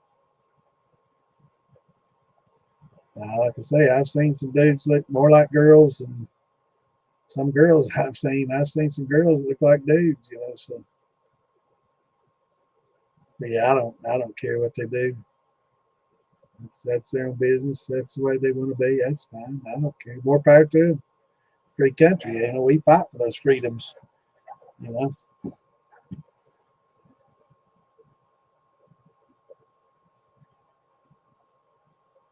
Pantyhose. There you go. Yeah, it's like cheesecloth, man. It's inert. It doesn't have any. It's not plastic. It's kind of a cloth, you know, kind of, I guess, made cotton, aren't they? So it's kind of inert. I always worried about using nylons and rayons and polyesters and all these things because I don't know how much alcohol has effects solubility wise on them. It might be a solvent to them, so I don't know. I just got a bunch of cheesecloth cheap, and I just use that. I use it for a lot of shit. But I got a big old roll of it, so I just unroll it, put it in there, tie it up, and done with it. And untie it when I'm done, rinse it out, and shake it, and put it out on a paper towel, and let them dry out, and they'll be good for the next time. You know?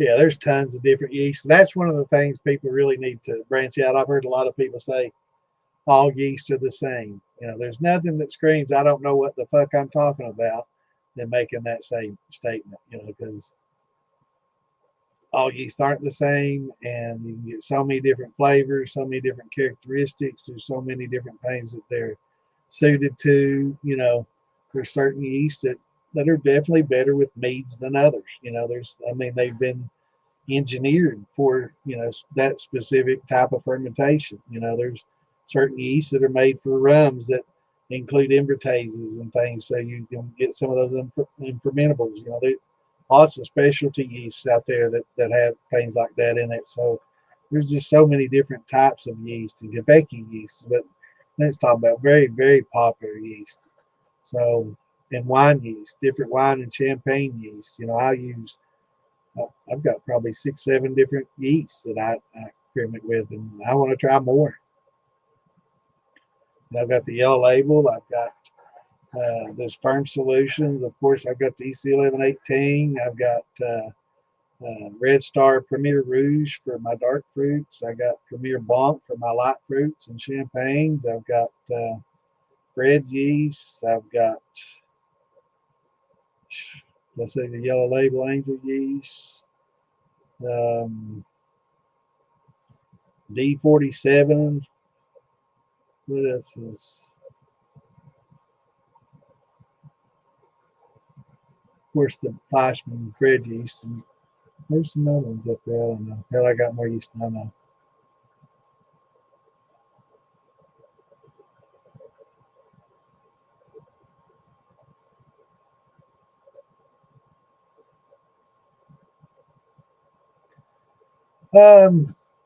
Mine probably right in the middle of that. I've got an 18.5 gallon still that I usually run about 15, 16 gallons in. So, you know, I'll probably do a 30, 35 so I can get a couple of runs out of it. Just depends, you know. I know like with the watermelon, I've got I probably got close to 8 or 9 gallons of each different one. And I'm going to try to run those separately to see how they taste, and they not get put back in together and run together with some back set. But I'm going to try each of them individually. I wish I had a little bit smaller. I've got a smaller keg out there, but I don't really have full of that. But yeah,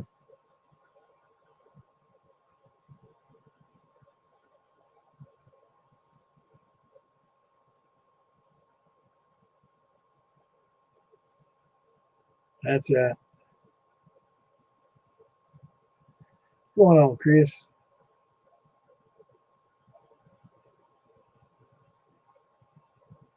Strawberries. Be careful, man. That fruity stuff start molding up on you in those long term things.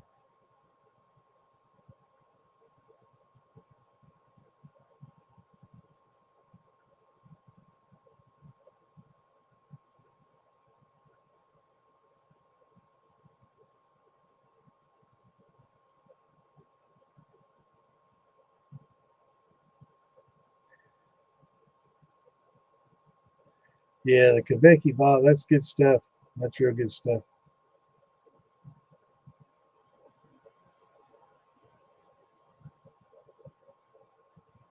And do a starter. Like Clint said, just try to do a starter and get it really super oxygenated. When you get it in that jar as a starter, shake the shit out of it, and it'll multiply in that jar. It'll foam up. So don't put the lid on. After you shake it up, take the lid off and set it inside of a big pan. That way, when it foams over, if it foams over, you won't have a mess. But super oxygenation really kicks the breeding cycle in on yeast. That's like when I was talking about earlier, when you add baking soda or calcium hydroxide into it to raise your pH, it'll foam up like crazy. And when it does that, it adds a lot of oxygen to it. So your yeast kind of quit doing the eat and pissing alcohol to breeding again. So that kind of can halt production a little bit while they go back into breeding. And then, of course, they go back to eating after they get done screwing and breeding and reproducing. Um, but it definitely changes the mode. So you go from an anaerobic fermentation to an aerobic fermentation, back to an anaerobic fermentation, and but that's still better than stressing your yeast with 2.8 pH. Very low, high twos or low three pH. Low threes if you're at the end's fine, but you start getting into the twos, it's most yeast start failing.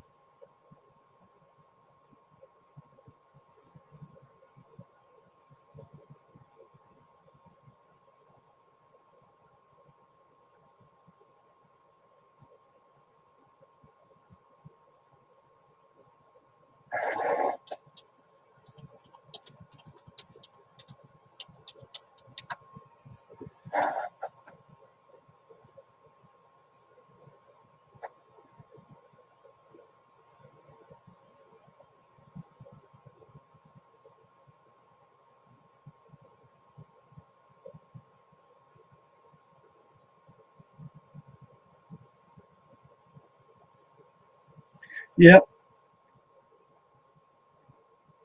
definitely. And if they're not real ripe, if they're not perfectly ripe, they even have more.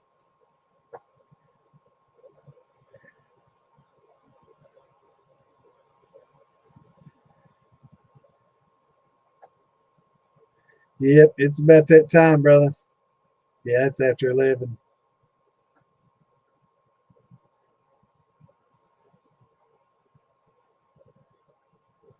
Just a second here.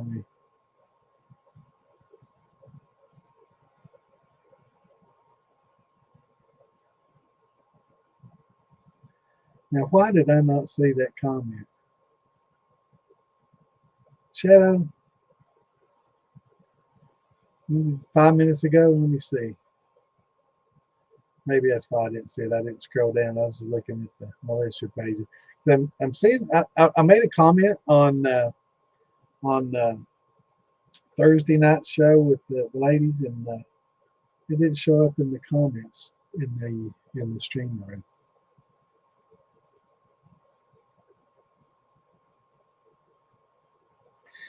Mr. Morgan. Yeah, now I saw you. How's it going, brother?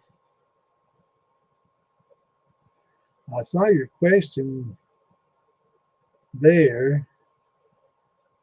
I haven't used the yellow label yet, so I did see your question in the militia page, but I'm not seeing it on here. What's my opinion on the yellow label? I don't have one yet, but I have heard some good things from people that's used it. I've heard that it does take longer, that it does convert. It does have a little bit different flavor, but it's not a bad flavor. Some people like it, some people don't. Uh, it's just different, than some other yeast. All yeasts are different, give different flavor profiles. Um, Probably better suited for some things than others. Uh, but all in all, it's going to be pretty cool. I can't wait to try. What I'm gonna do is I'm gonna buy 2 bags of cracked corn. So 150-pound bags are going to get cooked, going to get converted, and going to get steeped and converted and put in a 1 barrel. And I'm going to put the exact same cracked corn from another bag. Cold mash, no hot water, no nothing, because I'm going to see what kind of lacto and other bacteria you have to deal with without any hot, cold ferment, and put the yellow label on that. Just nothing else, no sugar, nothing else, and see how well each do. And worst comes worst, I can always throw some glucose in there and help break everything down.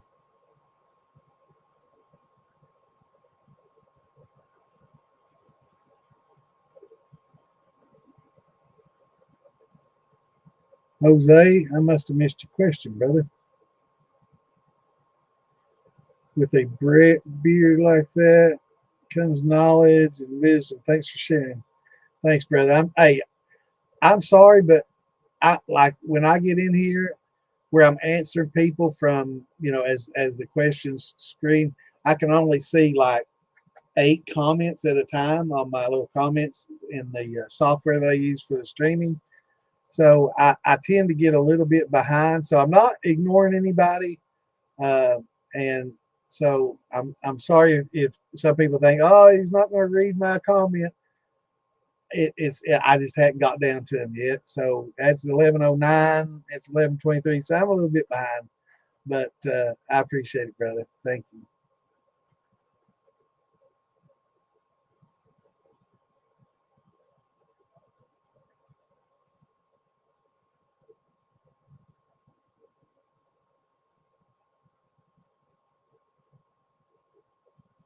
Cherry wine going. That's awesome.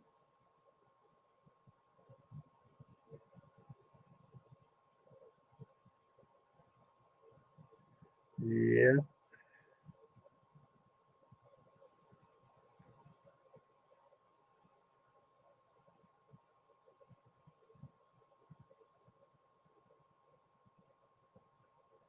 Scotch, huh? Interesting. No, brother. Stick around and talk, bro. I'm sorry that I didn't get to your comment, but I do stay a little bit behind, and I should probably mention that from time to time because some people just log on and they don't realize that I'm not able to handle things, and it doesn't like pop up for me when you make the comment. I have to scroll down to it, so it's not like every new comment pops up on my screen, and I wish it would do that. But yeah, I try to answer every question as they come, and sometimes I get very behind, man. Sometimes I can be 30 minutes behind. So right now, me being 10 minutes behind, that's good. But I'm glad you're here, brother. Yeah, it's a great hobby, man.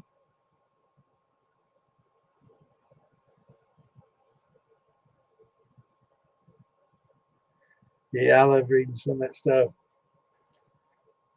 of Alan's writings. Very interesting. I love learning about the history and about the old stuff. That's some of the knowledge that I don't have is distillates from all over the world. What a lot of different cultures make and stuff. I'm not real learned on that yet. I mean, I'm okay, but I'm not real. I'm not down with what Jewish moonshine or something that was done in the Mediterranean in the 1600s and all that. I'm you know 600 AD. And the Crusade wines and shit. I just don't know about all that. You have a good mug grip. Pomegranate wine, chime, and turkey. Sounds good. I like pomegranate. Well, let's see. Let me check my chart, Jose. I think it might have pomegranate on there. It probably doesn't, though. I don't remember it being on there. Yeah, let's see here. Let's go down the list here. Pomegranate. There we go. 10.1 grams of sugar. So it should do quite well, Jose. Um, yeah, just break them down and get a gravity reading on it. Should make a really fine wine. Yeah, I love pomegranate. But yeah, I think they have a pit in them, if I'm not mistaken. So you want to get that out, kind of grind them up, and maybe cook them a little bit and get some of those juices and everything, and blend them up and crush the pomegranates and get all the flavor out of them that you can, and then strain it out. But yeah, that would be something pretty interesting if you can get them pretty cheap. I'm sure that'd make a good wine though. Sounds good. But yeah, they got plenty of sugars, 10.1 gram. That's awesome.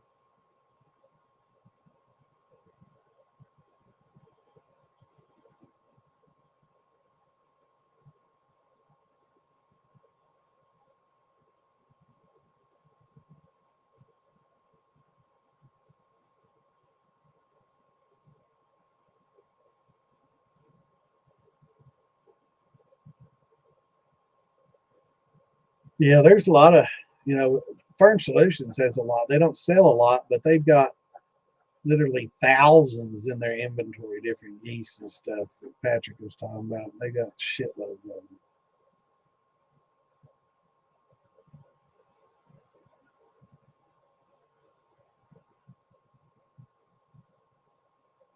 Yeah, you just got everybody should try lots of different yeasts because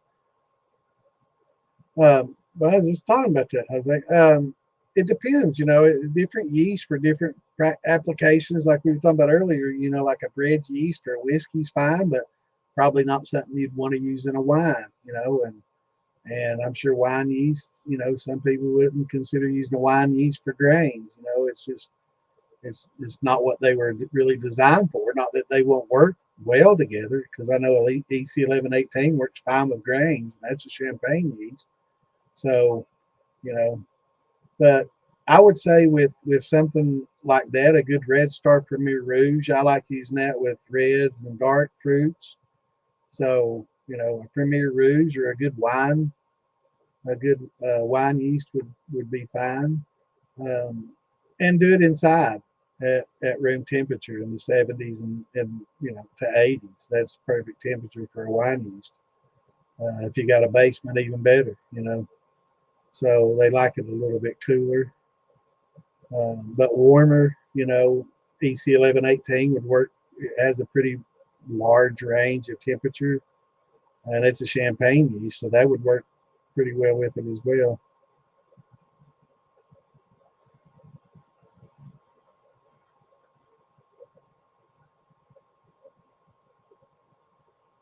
Yeah, I saw somebody earlier this week had a doing a all wheat run. It's looking pretty good. Yeah, it's getting late, fellas. Gonna have to call her a night. Clint, tell him about your heat belt, brother. I don't use a heat belt. I use I've got the oil filled radiators. I just put right in the middle of my 3 or 4 barrels, whatever I got going, and it keeps them perfectly warm. But it's in my basement, so I'm only warming up from 70. It's not like it's outside, in a utility building that's getting down to 30 and freezing, right? Yeah, glad you found us, brother. We're here on Wednesdays and Saturdays at 8 Eastern.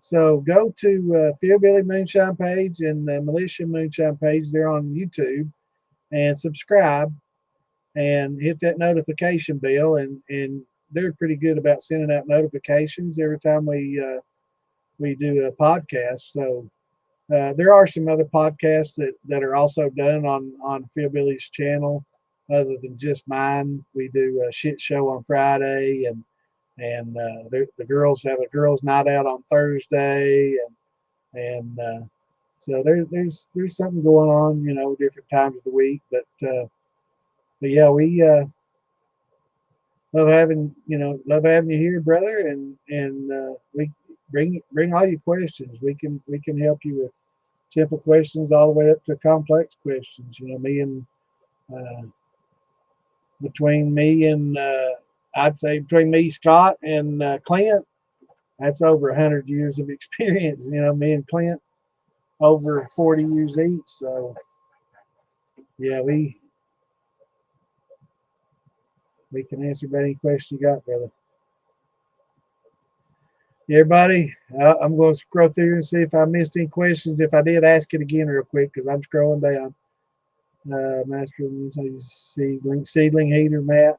For small ones, I've got the same thing. For small ones, that works fine.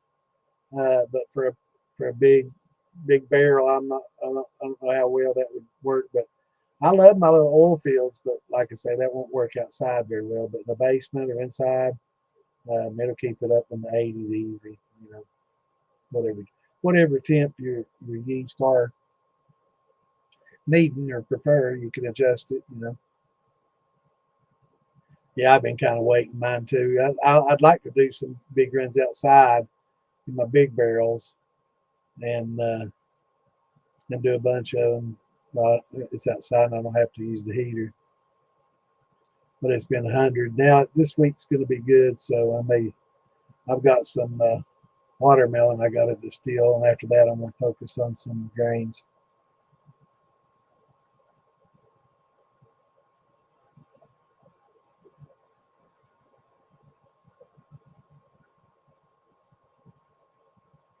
Yep, yep. Yeah, that's why a lot of them make their moonshine out there. That's why they do it at home, you know.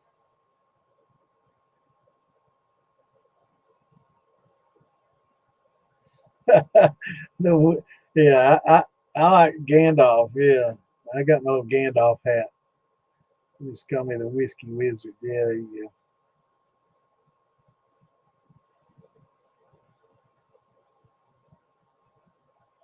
I did the same thing, Mark. I couldn't bring myself to distill it. It was so damn good. Yeah, yeah, yep. We can make all kinds of good stuff, Jose. Come back in, bring your questions, and we can help you with that pomegranate or any kind of unique thing you want. I mean, it's something new. It's going to be hard to find a lot of people out there that's run pomegranates. To be honest with you, I mean, you get wine. I learned a lot about my wine, and I threw myself in making brandies and stuff. I threw myself into some of these wine groups, and I'm not talking about just people that are casual. I'm talking about wine groups of people that actually own wineries and stuff that'll talk to you. And I actually consulted some local wineries and talked to them as well. So um,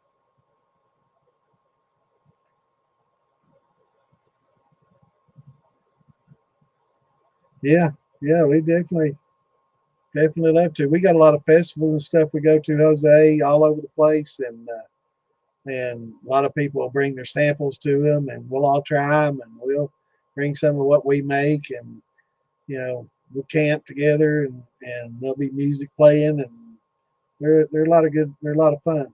Just hang out and drink with your buddies, and each bring you different whiskeys and wines, and everybody try them and compare them and brag, and we got competitions and stuff. It's a lot of fun, brother. It's a lot of fun. Yeah, I mean, there's money to be made in the little legal and illegal side of it still. there's it's you can make it pretty inexpensively, and alcohol's not cheap, and so you can make some inexpensive, cheap shine, and make a buck at it, or you can start your own micro distillery or your own craft distillery, and go legit and make big money. Definitely money to be made in it, legit, legally and illegally. But we don't talk about the illegal side, right? We don't talk about selling it. We talk about making it and sharing it with friends and stuff. But if you want to sell it, that's your own business. We just don't really talk about it on here, or we can't talk about can I buy some of yours and all that. We can't talk about that because of course, Facebook and all the rules and stuff. So we can't really discuss any of that.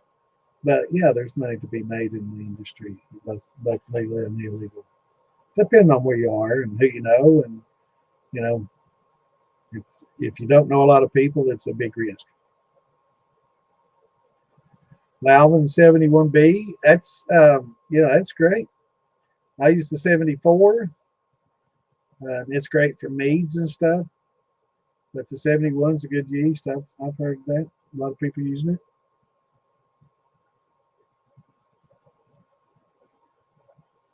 Absolutely.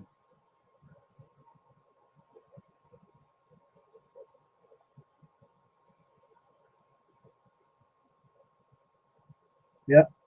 And it depends on what market niche you want to hit and how you want to run your business. I mean, there's there's there's actually a market for cheap, not so good shine out there. Not everybody can afford the price of a quart of good moonshine. So, you can make some cheap rot gut and sell it and make money if you want to find that market niche. And if you find that you live in an area where people really aren't willing to pay top dollar, or decent money for it, maybe you have to make a little cheaper shine and fall to that niche, or post flavor.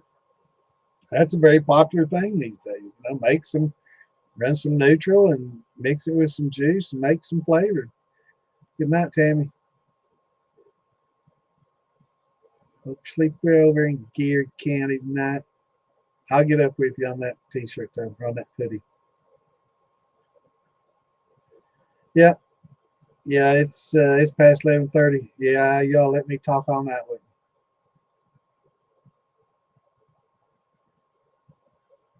you. Take it easy, Richard. You do the same, brother. Take it easy, Mash Brothers. Yeah, Clint's wanted to ask about the heat barrels. I've heard that built for those. I've not used those, or the fish tank heaters. Night, Jeffrey. Thanks for stopping in, brother. All right, y'all. Yeah, donations. What's that?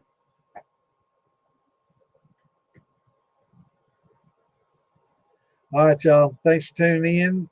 Have a great rest of your week. We will see you all here either Friday night for the shit show for craziness, or Saturday for more questions and answers. And I don't know, maybe I keep saying I'm going to try to have something done about wine a little bit. Maybe give out one of my recipes and a step for step how to do a wine, for a wine, not just for wine for brandy, but a wine to age as a wine. So maybe we'll talk a bit about that on Saturday. But until then, everybody have a great week. Shine on. Peace out. Love y'all. Tune in Saturday, and we'll continue our discussions, brothers. We'll see y'all then. Later.